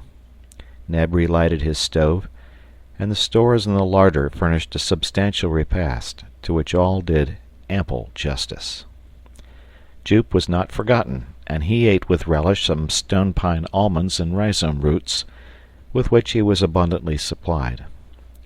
Pencroft had unfastened his arms, but judged it best to have his legs tied until they were more sure of his submission. Then, before retiring to rest, Harding and his companions, seated round their table, discussed those plans, the execution of which was most pressing. The most important and most urgent was the establishment of a bridge over the Mersey, so as to form a communication with the southern part of the island and Granite House. Then the making of an enclosure for the musmons or other woolly animals which they wished to capture. These two projects would help to solve the difficulty as to their clothing, which was now serious. The bridge would render easy the transport of the balloon case, which would furnish them with linen, and the inhabitants of the enclosure would yield wool, which would supply them with winter clothes. As to the enclosure, it was Cyrus Harding's intention to establish it at the sources of the Red Creek, where the ruminants would find fresh and abundant pasture. The road between Prospect Heights and the sources of the stream were already partly beaten, and with a better cart than the first, the material could be easily conveyed to the spot, especially if they could manage to capture some animals to draw it. But though there might be no inconvenience in the enclosure being so far from Granite House, it would not be the same with the poultry yard, to which Neb called the attention of the colonists. It was indeed necessary that the birds should be close within reach of the cook, and no place appeared more favorable for the establishment of the said poultry yard than that portion of the banks of the lake which was close to the old opening. Water birds would prosper there as well as others, and the couple of titimoose taken in their last excursion would be the first to be domesticated. The next day, the 3rd of November, the new works were begun by the construction of the bridge, and all hands were required for this important task. Saws, hatchets, and hammers were shouldered by the settlers, who, now transformed into carpenters, descended to the shore. There Pencroft observed, "Suppose that during our absence Master Jup takes it into his head to draw up the ladder which he so politely returned to us yesterday." "Let us tie its lower end down firmly," replied Cyrus Harding. This was done by means of 2 stakes securely fixed in the sand. Then the settlers, ascending the left bank of the Mersey, soon arrived at the angle formed by the river. There they halted, in order to ascertain if the bridge could be thrown across. The place appeared suitable. In fact, from this spot to Port Balloon, discovered the day before on the southern coast, there was only a distance of 3 miles and a half, and from the bridge to the port it would be easy to make a good cart road which would render the communication between Granite House and the south of the island extremely easy. Cyrus Harding now imparted to his companions a scheme for completely isolating Prospect Heights so as to shelter it from the attacks both of quadrupeds and quadrumana. In this way, Granite House, the chimneys, the poultry yard, and all the upper part of the plateau which was to be used for cultivation would be protected against the depredations of animals. Nothing could be easier than to execute this project, and this is how the engineer intended to set to work. The plateau was already defended on 3 sides by watercourses, either artificial or natural. On the northwest, by the shores of Lake Grant, from the entrance of the passage to the breach made into the banks of the lake for the escape of the water.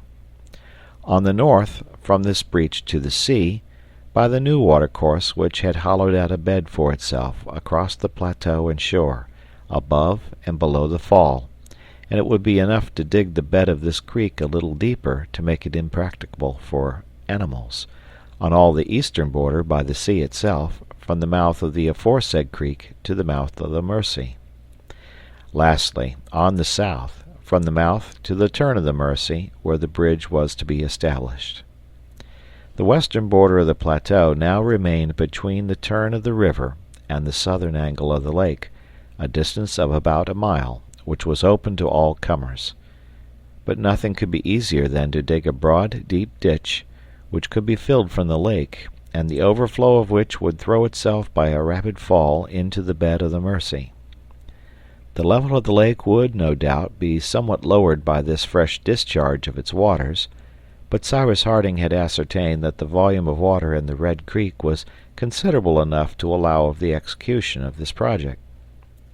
"So then," added the engineer, "Prospect Heights will become a regular island, being surrounded with water on all sides, and only communicating with the rest of our domain by the bridge which we are about to throw across the Mersey, the 2 little bridges already established above and below the fall, and lastly, 2 other little bridges which must be constructed, one over the canal which I propose to dig, the other across the left bank of the Mersey. Now, if these bridges can be raised at will, Prospect Heights will be guarded from any surprise." The bridge was the most urgent work. Trees were selected, cut down, stripped of their branches, and cut into beams, joists, and planks. The end of the bridge which rested on the right bank of the Mersey was to be firm, but the other end, on the left bank, was to be movable, so that it might be raised by means of a counterpoise, as some canal bridges are managed. This was certainly a considerable work, and though it was skilfully conducted, it took some time, for the Mersey at this place was 80 feet wide. It was therefore necessary to fix piles in the bed of the river so as to sustain the floor of the bridge, and establish a pile driver to act on the tops of these piles, which would thus form 2 arches and allow the bridge to support heavy loads. Happily, there was no want of tools with which to shape the wood, nor of ironwork to make it firm, nor of the ingenuity of a man who had a marvelous knowledge of the work, nor, lastly, the zeal of his companions, who in 7 months had necessarily acquired great skill in the use of their tools. And it must be said that not the least skilful was Gideon Spilett, who in dexterity almost equaled the sailor himself. "Who would have ever expected so much from a newspaper man?" thought Pencroft. The construction of the Mersey Bridge lasted 3 weeks of regular hard work. They even breakfasted on the scene of their labors, and the weather being magnificent, they only returned to Granite House to sleep.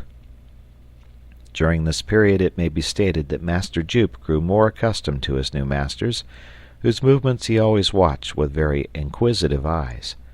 However, as a precautionary measure, Pencroft did not as yet allow him complete liberty, rightly wishing to wait until the limits of the plateau should be settled by the projected works.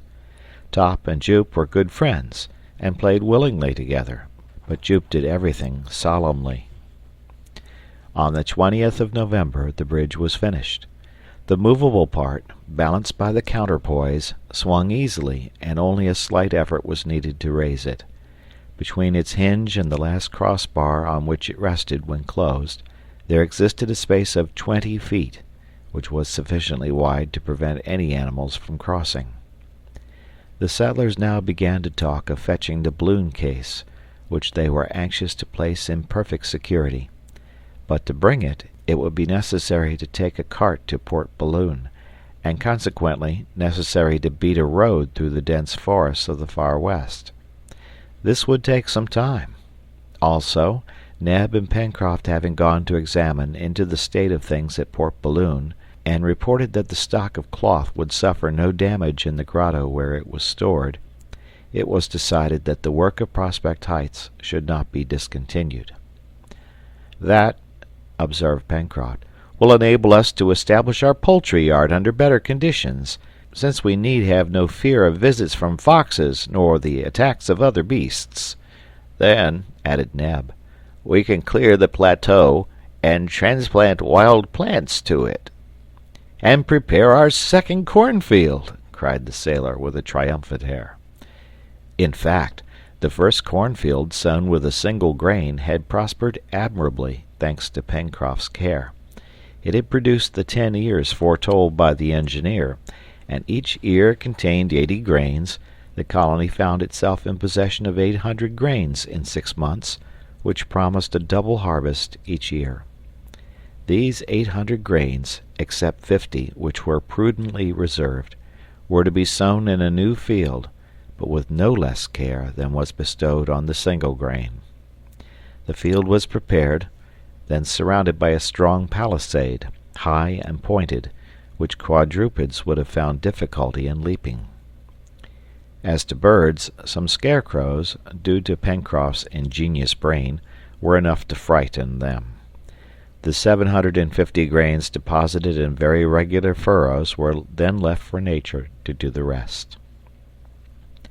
On the 21st of November, Cyrus Harding began to plan the canal which was to close the plateau on the west, from the south angle of Lake Grant to the angle of the Mercy.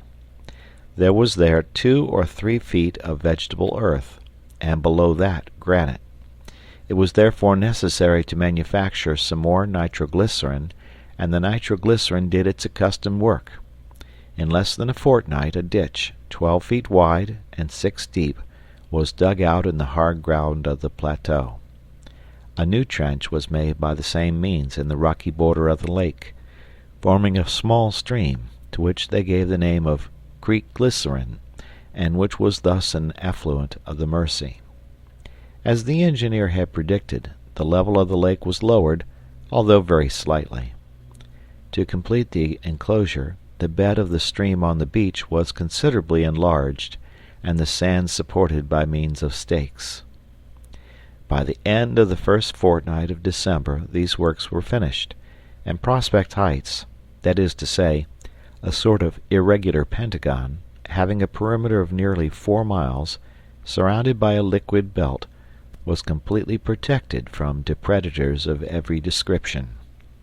During the month of December the heat was very great.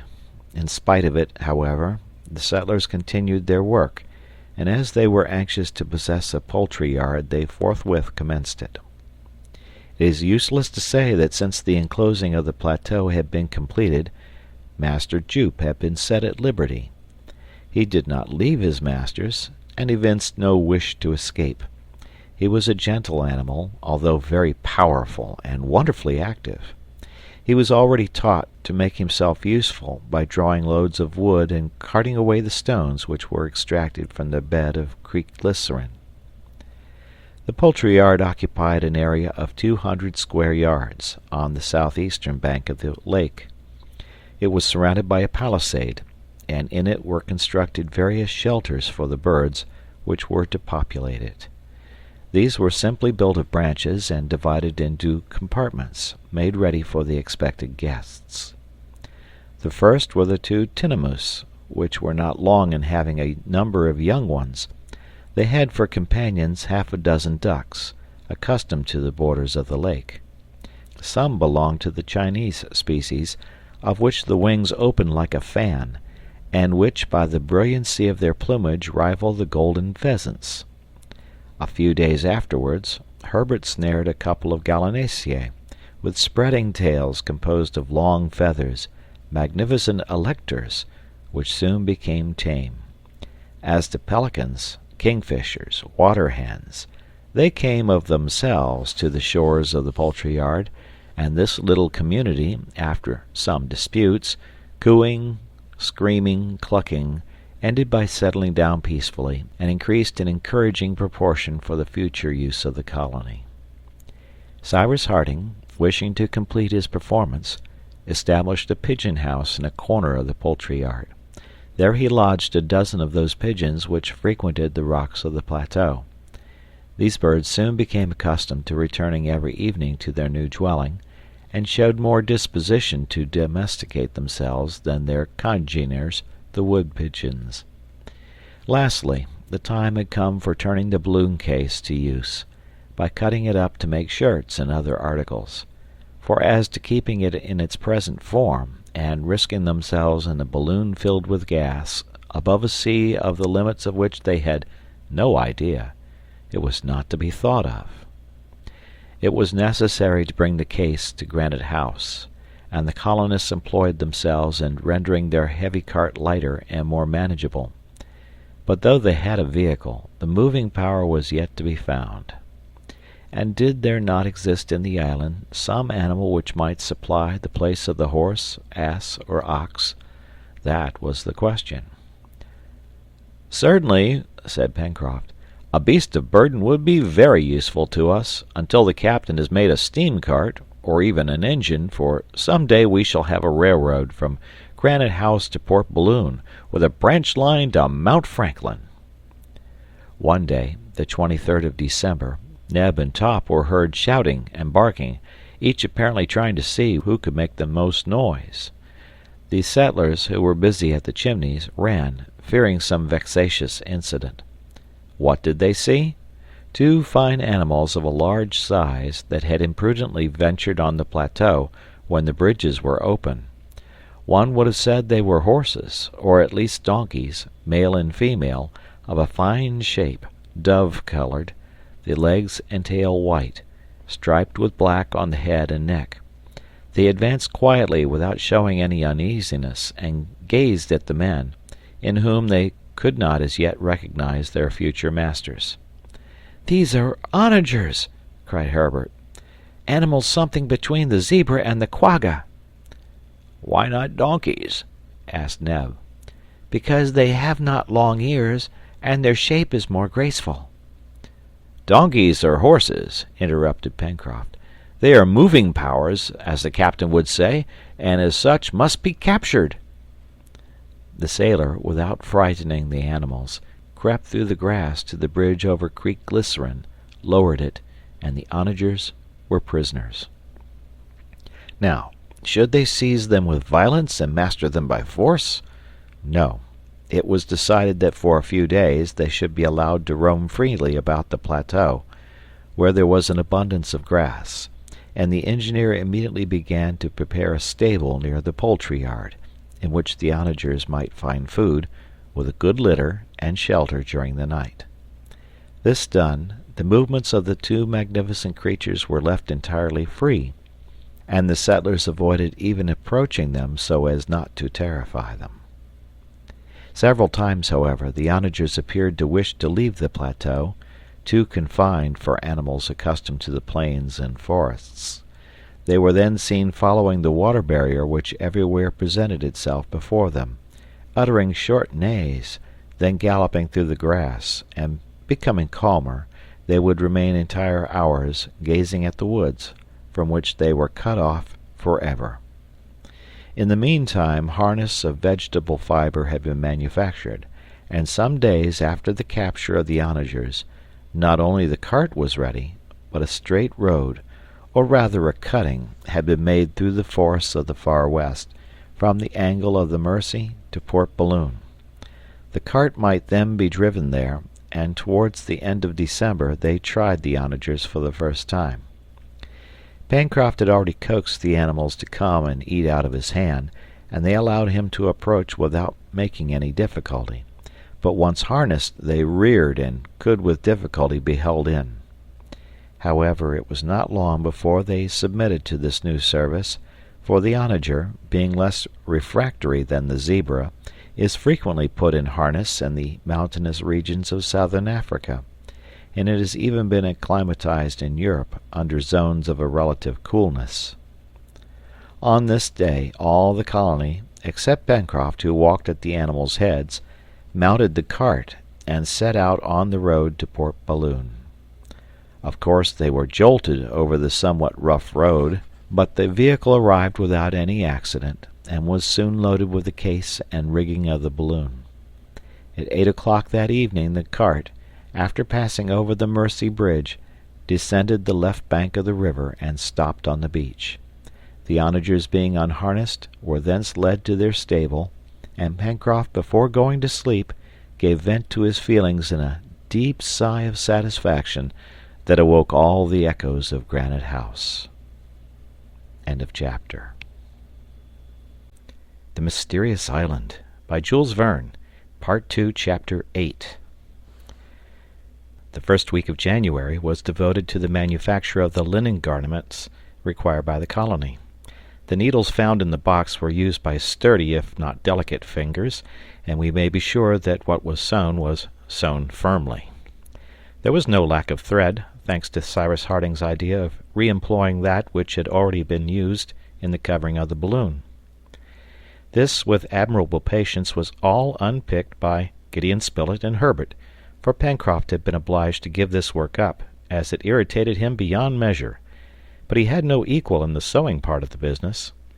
Indeed, everybody knows that sailors have a remarkable aptitude for tailoring. The cloth of which the balloon case was made was then cleaned by means of soda and potash, obtained by the incineration of plants, in such a way that the cotton, having got rid of the varnish, resumed its natural softness and elasticity. Then, exposed to the action of the atmosphere, it soon became perfectly white. Some dozen shirts and socks, the latter not knitted, of course, but made of cotton, were thus manufactured. What a comfort it was to the settlers to clothe themselves again in clean linen, which was doubtless rather rough, but they were not troubled about that. And then to go to bed between sheets, which made the couches at Granite House into quite comfortable beds. It was about this time also that they made boots of seal leather, which were greatly needed to replace the shoes and boots brought from America. We may be sure that these new shoes were large enough and never pinched the feet of the wearers. With the beginning of the year 1866, the heat was very great, but the hunting in the forest did not stand still. Agoutis, peccaries, capybaras, kangaroos, game of all sorts, actually swarmed there, and Spilett and Herbert were too good marksmen ever to throw away their shot uselessly. Cyrus Harding still recommended them to husband the ammunition, and he took measures to replace the powder and shot which had been found in the box, and which he wished to reserve for the future. How did he know where chance might one day cast his companions and himself in the event of their leaving their domain? They should, then, prepare for the unknown future by husbanding their ammunition and by substituting for it some easily renewable substance. To replace lead, of which Harding had found no traces in the island, he employed granulated iron, which was easy to manufacture. These bullets, not having the weight of leaden bullets, were made larger, and each charge contained less, but the skill of the sportsman made up this deficiency. As to powder, Cyrus Harding would have been able to make that also, for he had at his disposal saltpeter, sulphur, and coal, but this preparation requires extreme care, and without special tools it is difficult to produce it of a good quality. Harding preferred, therefore, to manufacture pyroxyle, that is to say, gun-cotton, a substance in which cotton is not indispensable, as the elementary tissue of vegetables may be used, and this is found in an almost pure state, not only in cotton, but in the textile fibers of hemp and flax, in paper, the pith of the elder, etc. Now the elder abounded in the island towards the mouth of Red Creek, and the colonists had already made coffee of the berries of these shrubs, which belonged to the family of the Caprifoliaceae. The only thing to be collected, therefore, was elder pith, for as to the other substance necessary for the manufacture of pyroxyle, it was only fuming azotic acid. Now, Harding, having sulphuric acid at his disposal, had already been easily able to produce azotic acid by attacking the saltpeter with which nature supplied him. He accordingly resolved to manufacture and employ pyroxyle, though it has some inconveniences, that is to say, a great inequality of effect, and excessive inflammability, since it takes fire at 170 degrees instead of 240, and lastly, an instantaneous deflagration which might damage the firearms. On the other hand, the advantages of pyroxyle consist in this, that it is not injured by damp, that it does not make the gun barrels dirty, and that its force is 4 times that of ordinary powder. To make pyroxyle, the cotton must be immersed in the fuming azotic acid for a quarter of an hour, then washed in cold water and dried. Nothing could be more simple. Cyrus Harding had only at his disposal the ordinary azotic acid, and not the fuming or monohydrate azotic acid, that is to say, acid which emits white vapors when it comes in contact with damp air, but by substituting for the latter ordinary azotic acid mixed in the proportion of from 3 to 5 volumes of concentrated sulphuric acid, the engineer obtained the same result. The sportsmen of the island therefore soon had a perfectly prepared substance, which, employed discreetly, produced admirable results. About this time the settlers cleared 3 acres of the plateau, and the rest was preserved in a wild state for the benefit of the onagers. Several excursions were made into the Jacamar woods and forests of the far west, and they brought back from thence a large collection of wild vegetables, spinach, cress, radishes, and turnips, which careful culture would soon improve, and which would temper the regimen on which the settlers had till then subsisted. Supplies of wood and coal were also carted.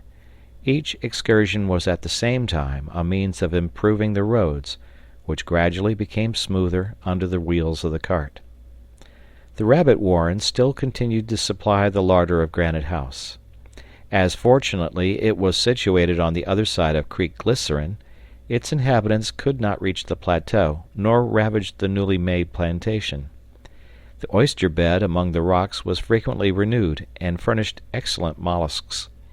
Besides that, the fishing, either in the lake or the Mersey, was very profitable, for Pencroft had made some lines, armed with iron hooks, with which he frequently caught fine trout, and a species of fish whose silvery sides were speckled with yellow, and which were also extremely savory. Master Neb, who was skilled in the culinary art, knew how to vary agreeably the bill of fare. Bread alone was wanting at the table of the settlers, and, as has been said, they felt this privation greatly. The settlers hunted, too, the turtles which frequented the shores of Cape Mandible.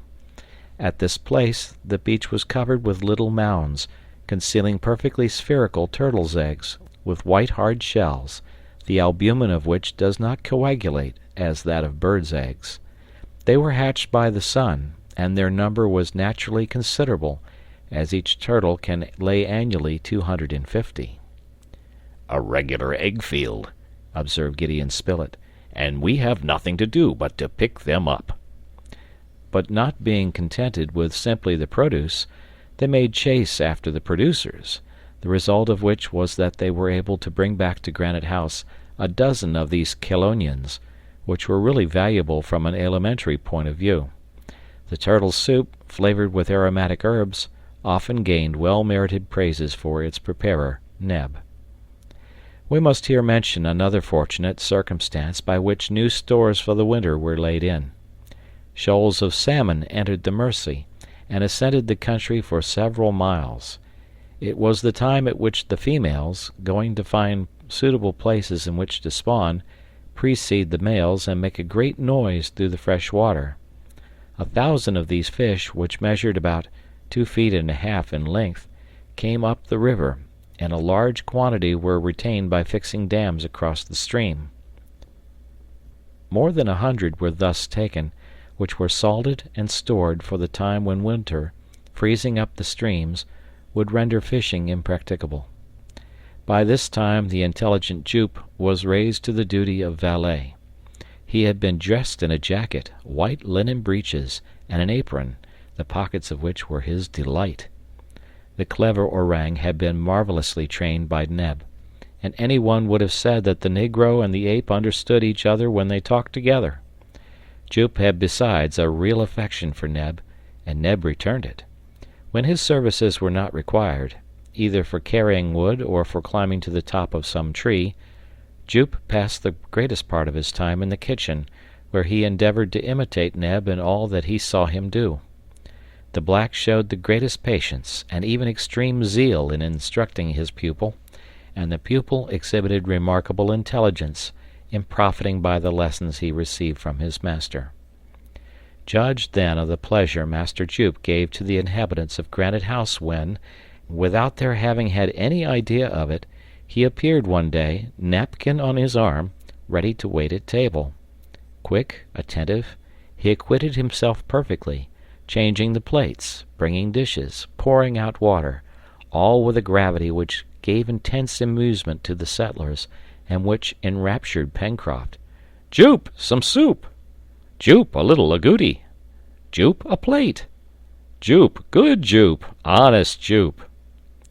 Nothing was heard but that, and Jup, without ever being disconcerted, replied to every one, watched for everything, and he shook his head in a knowing way when Pencroft, referring to his joke of the first day, said to him, "Decidedly, Jup, your wages must be doubled."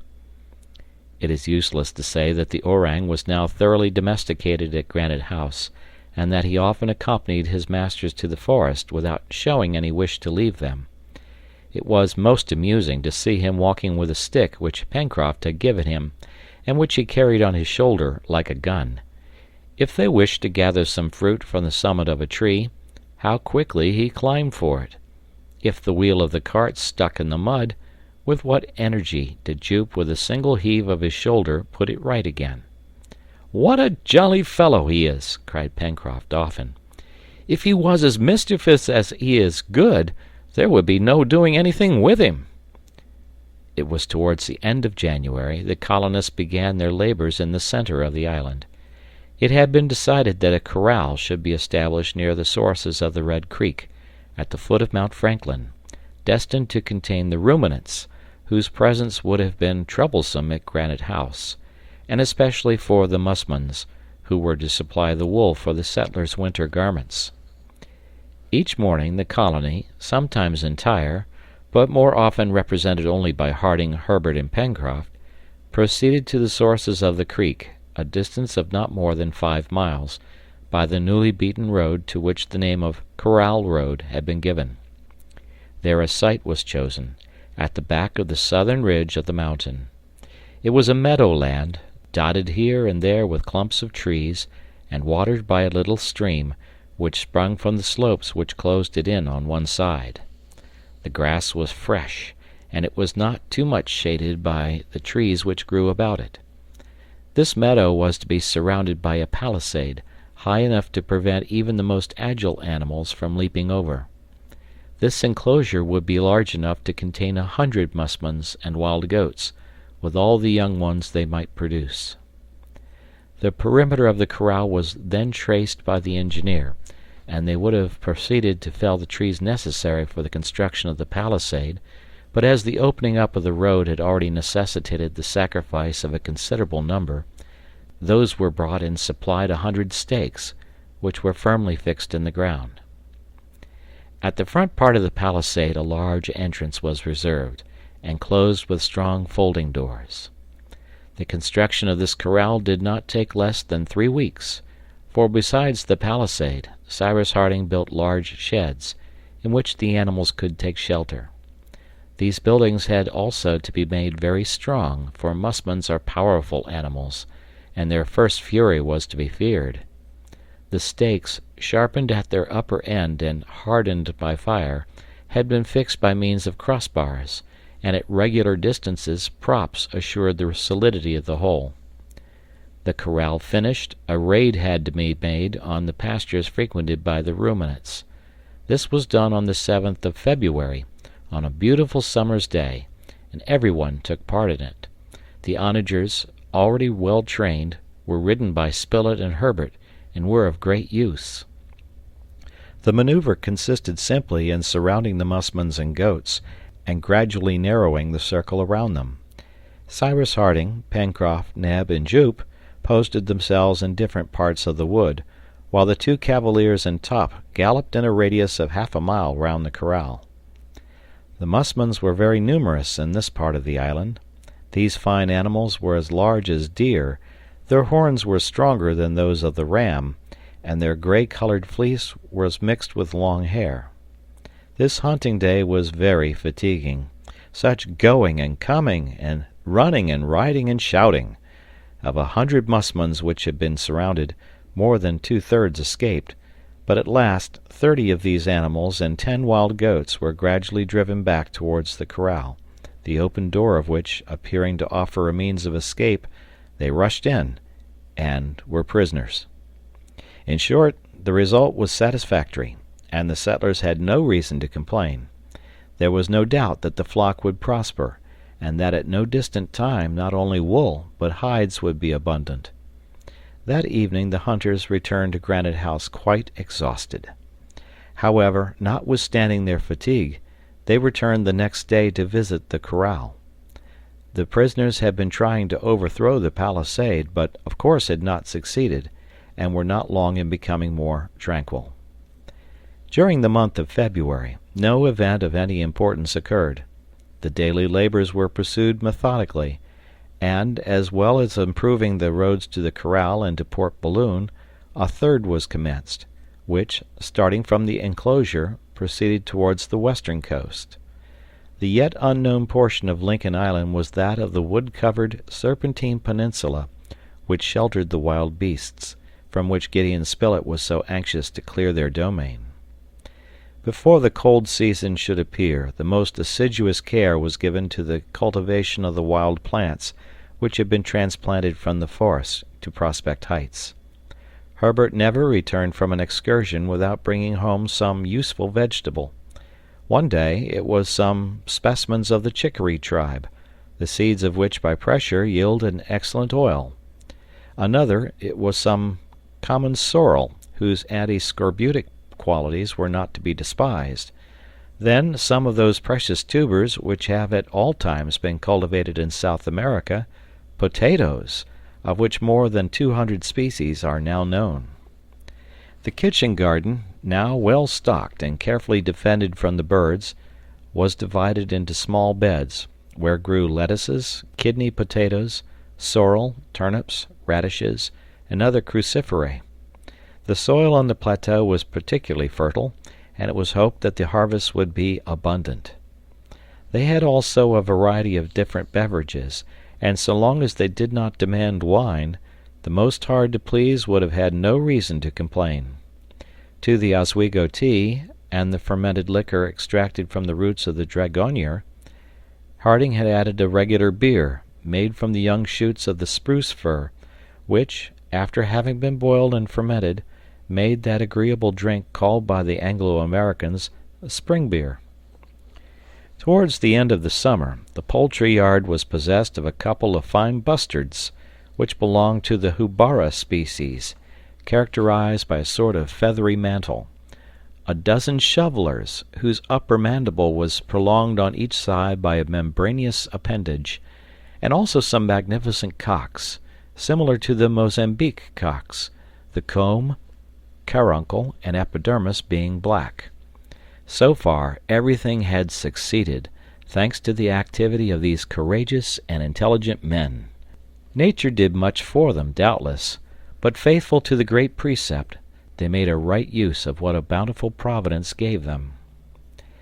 After the heat of these warm summer days, in the evening when their work was finished and the sea breeze began to blow, they liked to sit on the edge of Prospect Heights, in a sort of veranda, covered with creepers, which Neb had made with his own hands.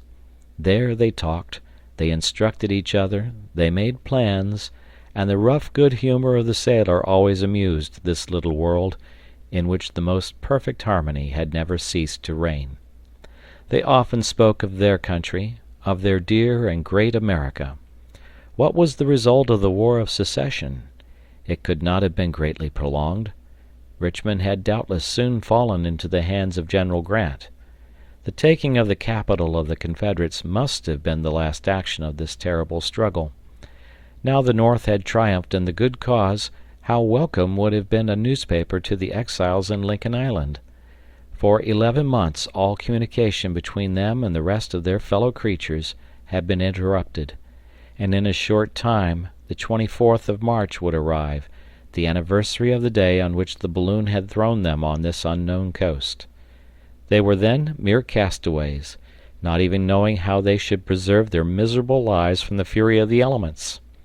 And now, thanks to the knowledge of their captain, and their own intelligence, they were regular colonists, furnished with arms, tools, and instruments. They had been able to turn to their profit the animals, plants, and minerals of the island, that is to say, the 3 kingdoms of nature. Yes, they often talked of all these things, and formed still more plans. As to Cyrus Harding, he was for the most part silent, and listened to his companions more often than he spoke to them. Sometimes he smiled at Herbert's ideas, or Pencroft's nonsense, but always and everywhere he pondered over those inexplicable facts, that strange enigma of which the secret still escaped him. End of chapter. The Mysterious Island by Jules Verne. Part 2, Chapter 9. The weather changed during the first week of March. There had been a full moon at the commencement of the month, and the heat was excessive. The atmosphere was felt to be full of electricity, and a period of some length of tempestuous weather was to be feared. Indeed, on the 2nd, peals of thunder were heard, the wind blew from the east, and hail rattled against the façade of Granite House like volleys of grape-shot. The door and windows were immediately closed, or everything in the rooms would have been drenched. On seeing these hailstones, some of which were the size of a pigeon's egg, Pencroft's first thought was that his cornfield was in serious danger. He directly rushed to his field, where little green heads were already appearing, and by means of a great cloth he managed to protect his crop. This bad weather lasted a week, during which time the thunder rolled without cessation in the depths of the sky. The colonists, not having any pressing work out of doors, profited by the bad weather to work at the interior of Granite House, the arrangement of which was becoming more complete from day to day. The engineer made a turning lathe, with which he turned several articles both for the toilet and the kitchen, particularly buttons, the want of which was greatly felt.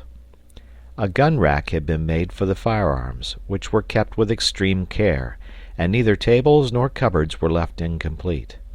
They sawed, they planed, they filed, they turned, and during the whole of this bad season nothing was heard but the grinding of tools or the humming of the turning lathe which responded to the growling of the thunder. Master Jup had not been forgotten, and he occupied a room at the back, near the storeroom, a sort of cabin with a cot always full of good litter, which perfectly suited his taste. "With good old Jup there's never any quarreling," often repeated Pencroft. "Never any improper reply.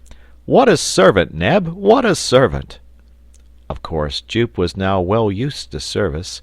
He brushed their clothes, he turned the spit, he waited at table, he swept the rooms, he gathered wood, and he performed another admirable piece of service which delighted Pencroft. He never went to sleep without first coming to tuck up the worthy sailor in his bed. As to the health of the members of the colony, bipeds or bimana, quadrumana or quadrupeds, it left nothing to be desired.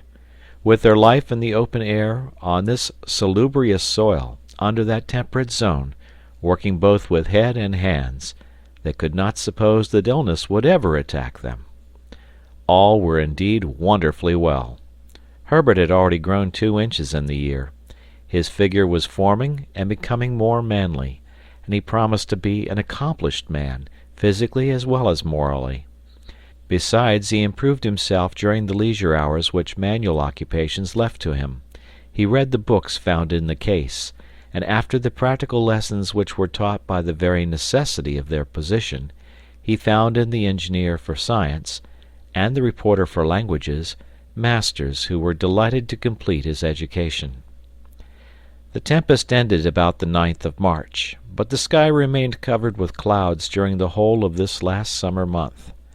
The atmosphere, violently agitated by the electric commotions, could not recover its former purity, and there was almost invariably rain and fog, except for 3 or 4 fine days on which several excursions were made.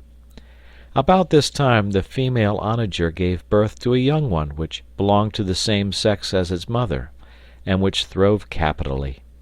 In the corral, the flock of musmons had also increased, and several lambs already bleated in the sheds, to the great delight of Neb and Herbert, who had each their favorite among these newcomers. An attempt was also made for the domestication of the peccaries, which succeeded well.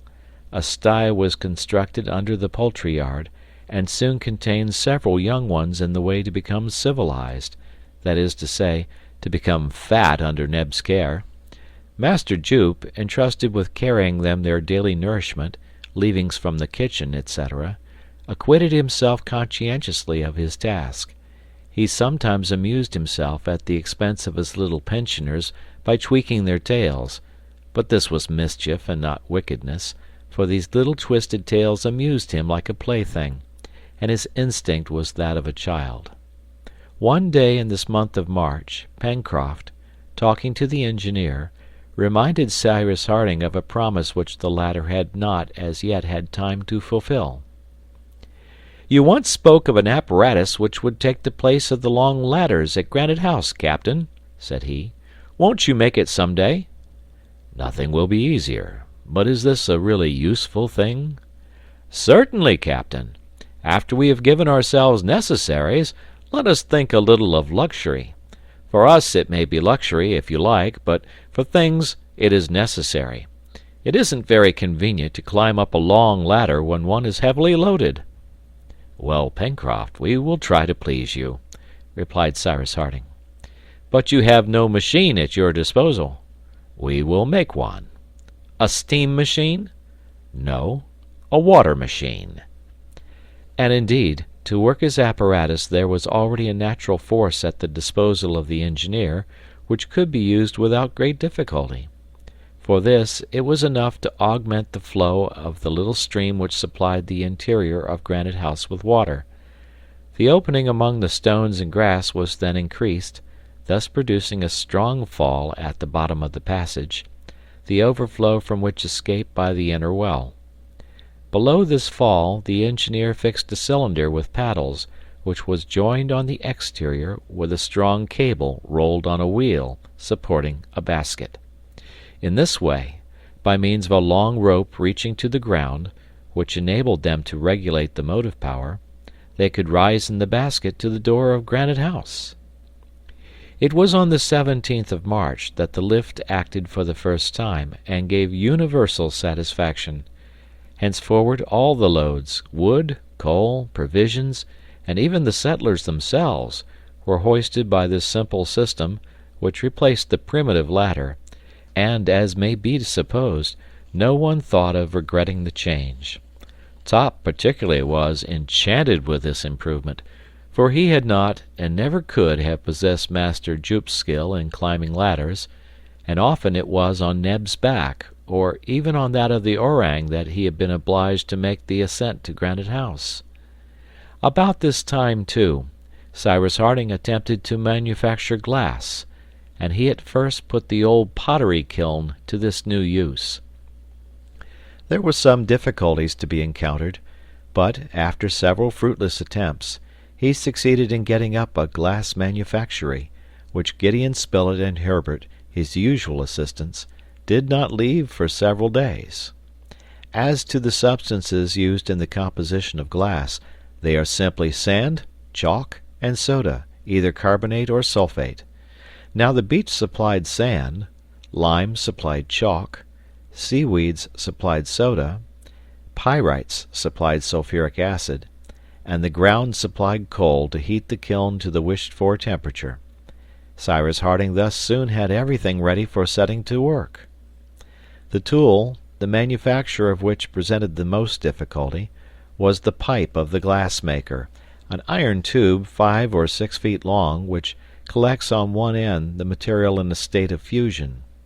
But by means of a long, thin piece of iron rolled up like the barrel of a gun, Pencroft succeeded in making a tube soon ready for use.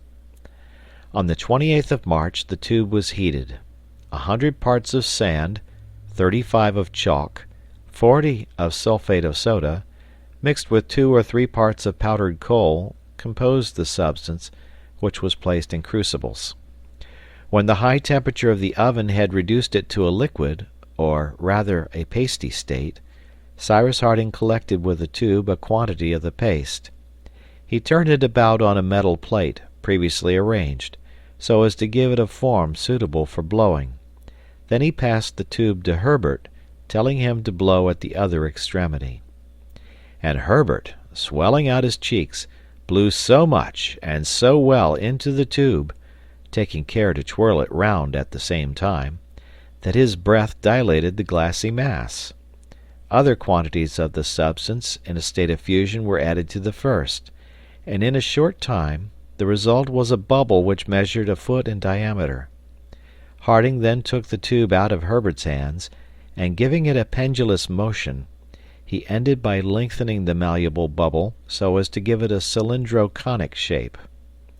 The blowing operation had given a cylinder of glass terminated by 2 hemispheric caps, which were easily detached by means of a sharp iron dipped in cold water. Then, by the same proceeding, this cylinder was cut lengthwise, and after having been rendered malleable by a second heating, it was extended on a plate and spread out with a wooden roller. The first pane was thus manufactured, and they had only to perform this operation 50 times to have 50 panes.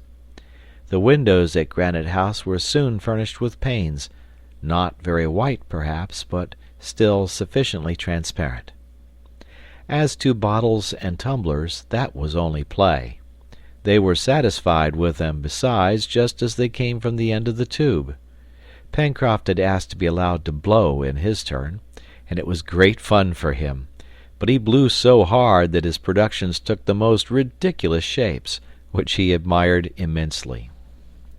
Cyrus Harding and Herbert, while hunting one day, had entered the forest of the Far West, on the left bank of the Mersey, and, as usual, the lad was asking 1,000 questions of the engineer, who answered them heartily. Now, as Harding was not a sportsman, and as on the other side Herbert was talking chemistry and natural philosophy, numbers of kangaroos, capybaras, and agoutis came within range, which, however, escaped the lad's gun. The consequence was that the day was already advanced, and the 2 hunters were in danger of having made a useless excursion, when Herbert, stopping, and uttering a cry of joy, exclaimed, "Oh, Captain Harding, do you see that tree?" And he pointed to a shrub rather than a tree, for it was composed of a single stem, covered with a scaly bark, which bore leaves streaked with little parallel veins. "And what is this tree which resembles a little palm?" asked Harding. "It is a Cycas revoluta, of which I have a picture in our Dictionary of Natural History," said Herbert. "But I can't see any fruit on this shrub," observed his companion. "No, Captain," replied Herbert, "but its stem contains a flower with which nature has provided us all ready ground." "It is, then, the bread tree?" "Yes, the bread tree." "Well, my boy," replied the engineer, "this is a valuable discovery. Since our wheat harvest is not yet ripe, I hope that you are not mistaken." Herbert was not mistaken. He broke the stem of a cycas, which was composed of a glandulous tissue, containing a quantity of flowery pith, traversed with woody fiber, separated by rings of the same substance, arranged concentrically. With this fecula was mingled a mucilaginous juice of disagreeable flavor, but which it would be easy to get rid of by pressure. This cellular substance was regular flour of a superior quality, extremely nourishing. Its exportation was formerly forbidden by the Japanese laws. Cyrus Harding and Herbert, after having examined that part of the far west where the cycas grew, took their bearings and returned to Granite House, where they made known their discovery. The next day the settlers went to collect some, and returned to Granite House with an ample supply of cycas stems. The engineer constructed a press, with which to extract the mucilaginous juice mingled with the fecula, and he obtained a large quantity of flour, which Neb soon transformed into cakes and puddings. This was not quite real wheaten bread, but it was very like it. Now, too, the onager, the goats, and the sheep in the corral furnished daily the milk necessary to the colony. The cart, or rather a sort of light carriole which had replaced it, made frequent journeys to the corral, and when it was Pencroft's turn to go he took Jupe, and let him drive, and Jupe, cracking his whip, acquitted himself with his customary intelligence. Everything prospered, as well in the corral as in Granite House, and certainly the settlers, if it had not been that they were so far from their native land, had no reason to complain. They were so well suited to this life, and were, besides, so accustomed to the island, that they could not have left its hospitable soil without regret. And yet so deeply is the love of his country implanted in the heart of man, that if a ship had unexpectedly come in sight of the island, the colonists would have made signals, would have attracted her attention, and would have departed. It was the 1st of April, a Sunday, Easter Day, which Harding and his companions sanctified by rest and prayer. The day was fine, such as an October day in the northern hemisphere might be. All, towards the evening after dinner, were seated under the veranda on the edge of Prospect Heights, and they were watching the darkness creeping up from the horizon. Some cups of the infusion of elderberries, which took the place of coffee, had been served by Neb. They were speaking of the island and of its isolated situation in the Pacific, which led Gideon Spilett to say, "My dear Cyrus, have you ever, since you possess the sextant found in the case, again taken the position of our island?" "No," replied the engineer. "But it would perhaps be a good thing to do it with this instrument, which is more perfect than that which you before used." "What is the good?" said Pencroft. "The island is quite comfortable where it is." "Well, who knows?" returned the reporter. "Who knows but that we may be much nearer inhabited land than we think?" "We shall know tomorrow," replied Cyrus Harding. "And if it had not been for the occupations which left me no leisure, we should have known it already." "Good," said Pencroft. "The captain is too good an observer to be mistaken, and if it has not moved from its place, the island is just where he put it." "We shall see." On the next day, therefore, by means of the sextant, the engineer made the necessary observations to verify the position which he had already obtained, and this was the result of his operation. His first observation had given him the situation of Lincoln Island, in west longitude from 150 to 155 degrees, in south latitude from 30 to 35 degrees. The second gave exactly, in longitude, 150 degrees 30 minutes. In south latitude, 34 degrees 57 minutes. So then, notwithstanding the imperfection of his apparatus, Cyrus Harding had operated with so much skill that his error did not exceed 5 degrees. "Now," said Gideon Spilett, "since we possess an atlas as well as a sextant, let us see, my dear Cyrus, the exact position which Lincoln Island occupies in the Pacific." Herbert fetched the atlas, and the map of the Pacific was opened, and the engineer, compass in hand, prepared to determine their position.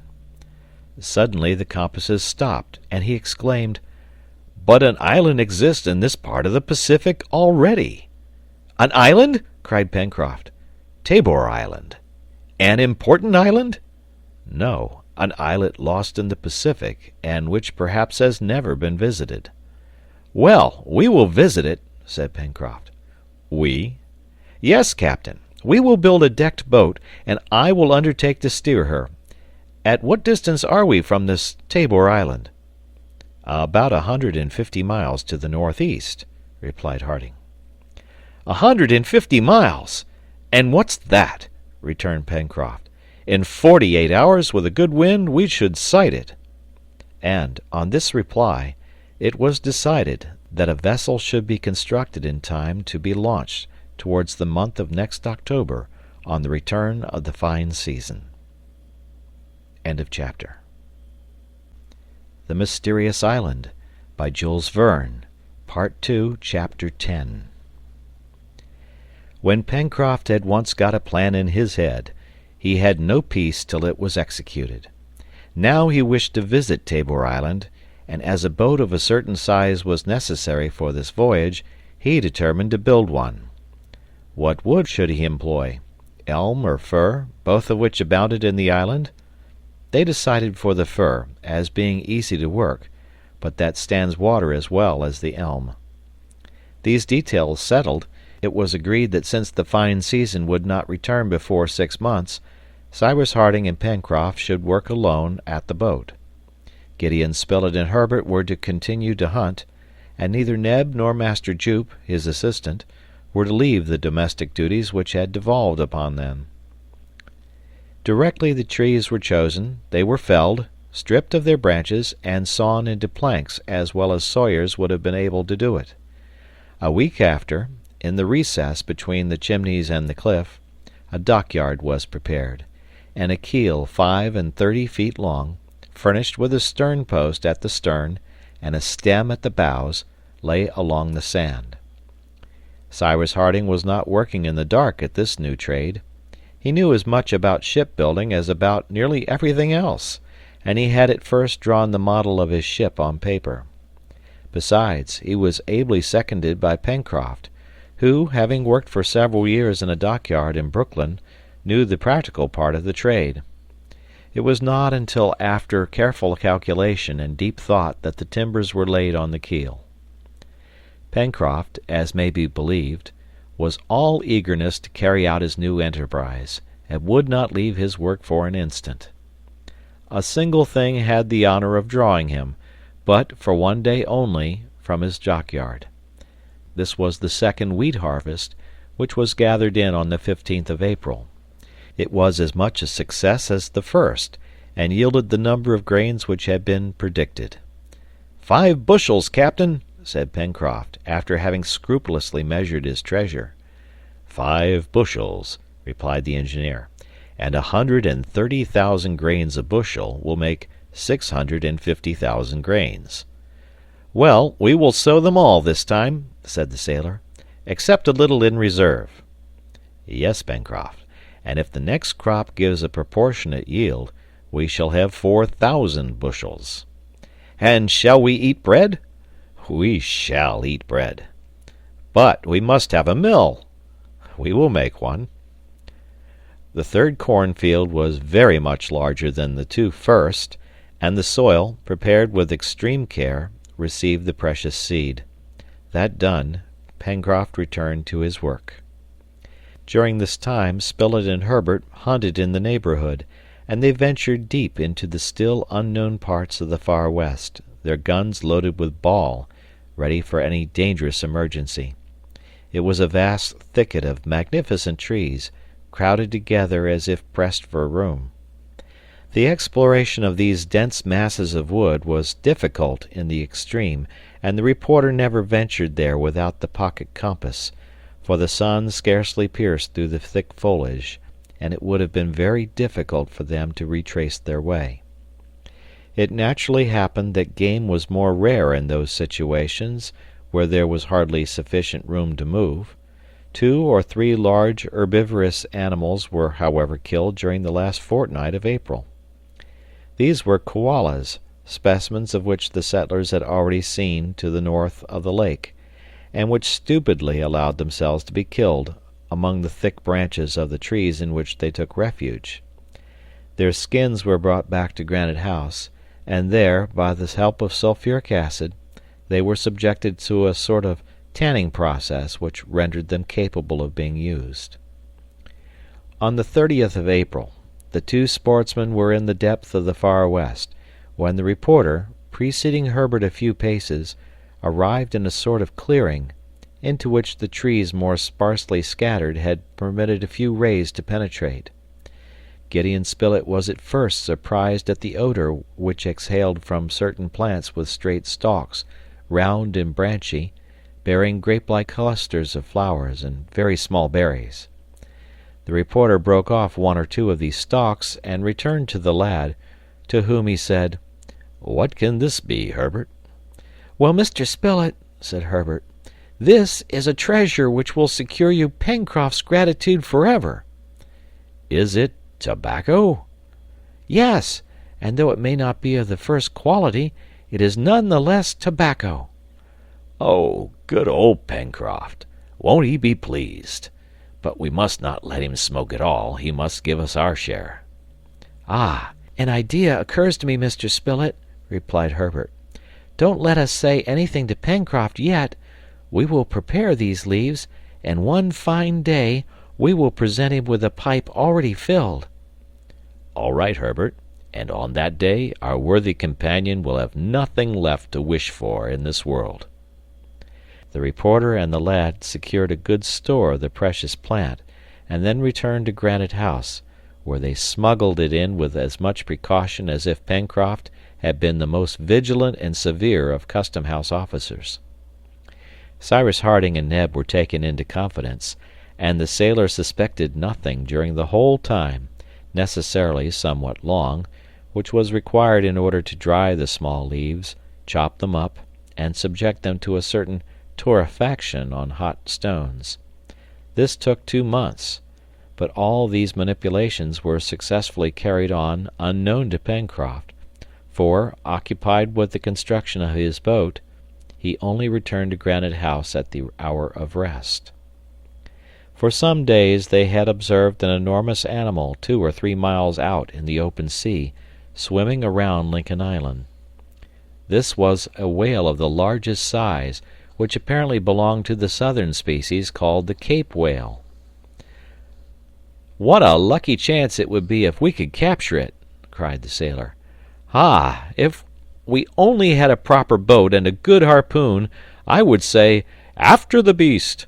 for he would be well worth the trouble of catching."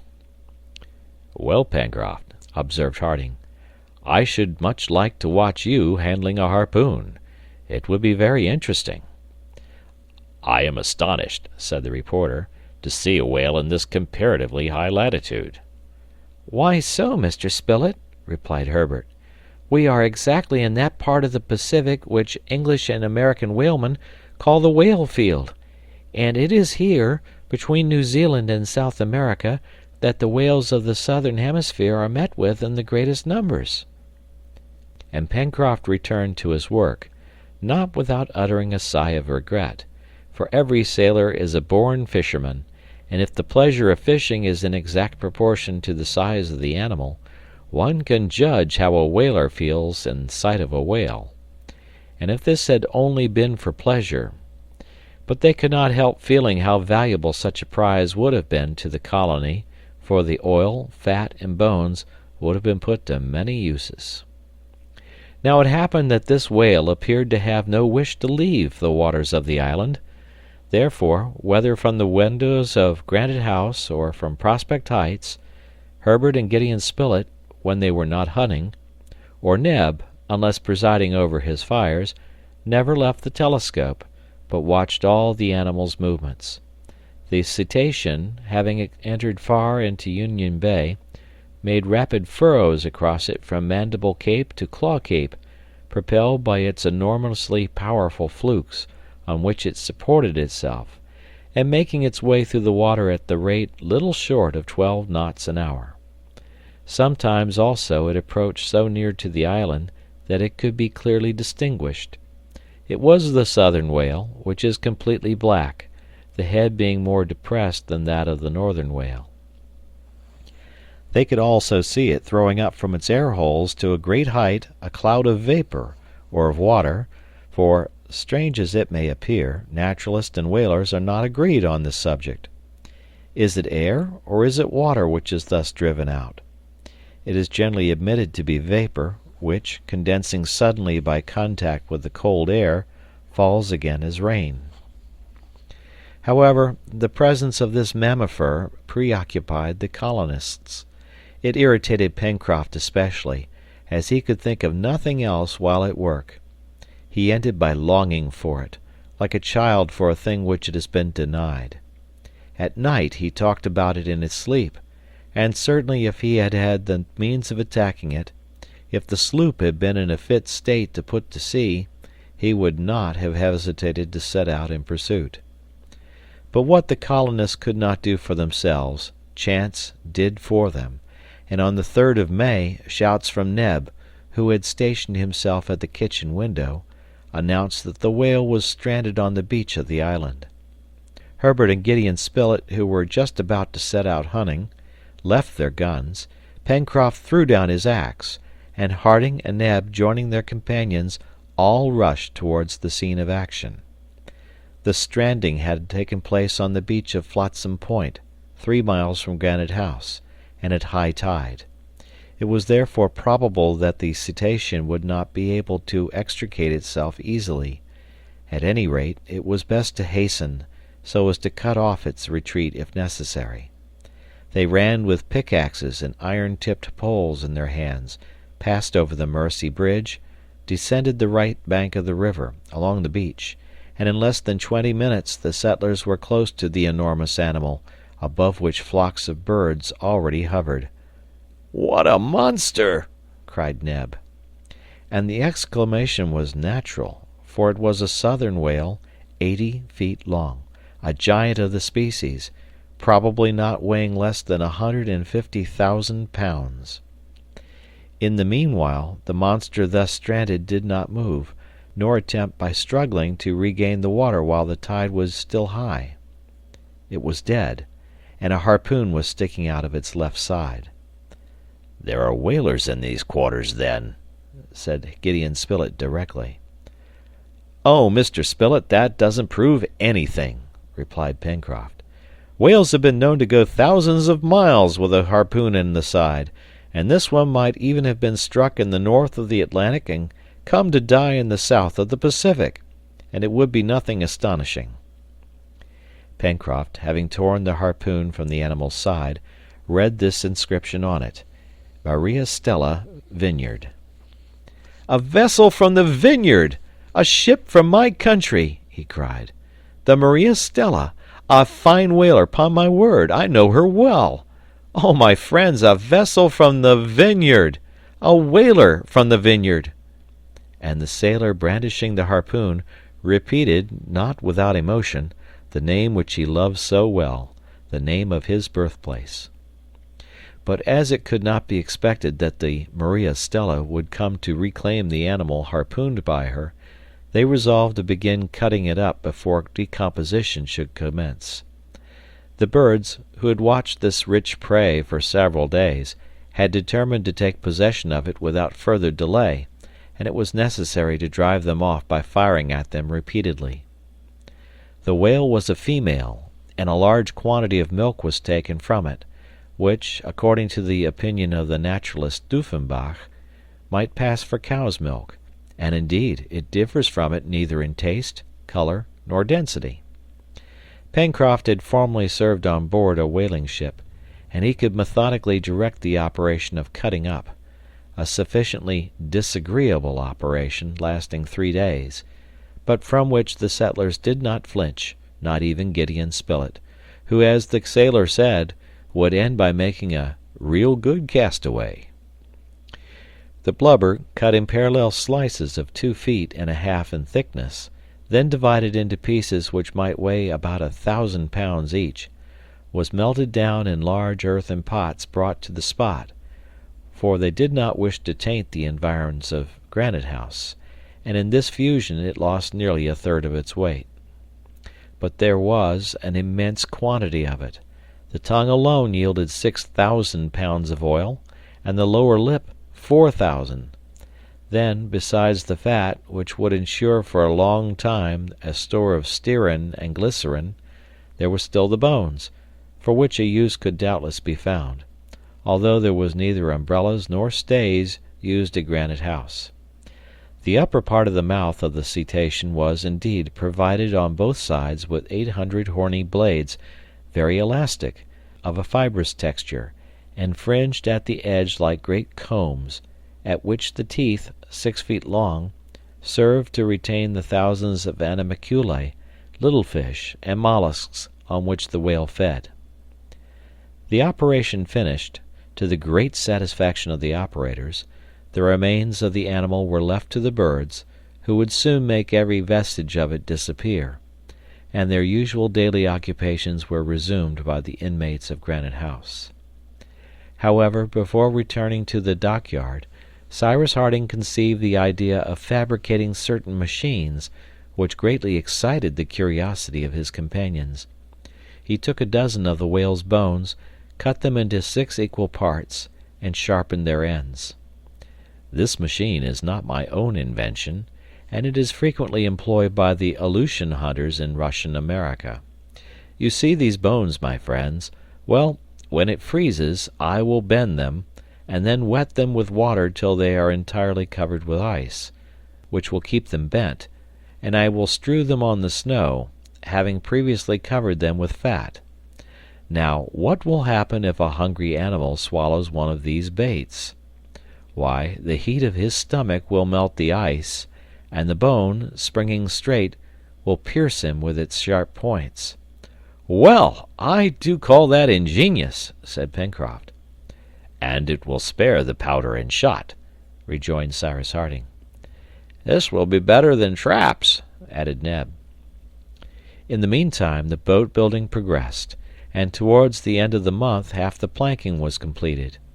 It could already be seen that her shape was excellent and that she would sail well.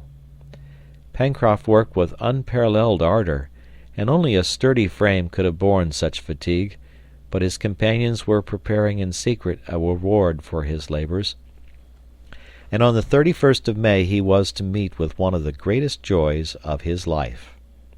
On that day, after dinner, just as he was about to leave the table, Pencroft felt a hand on his shoulder.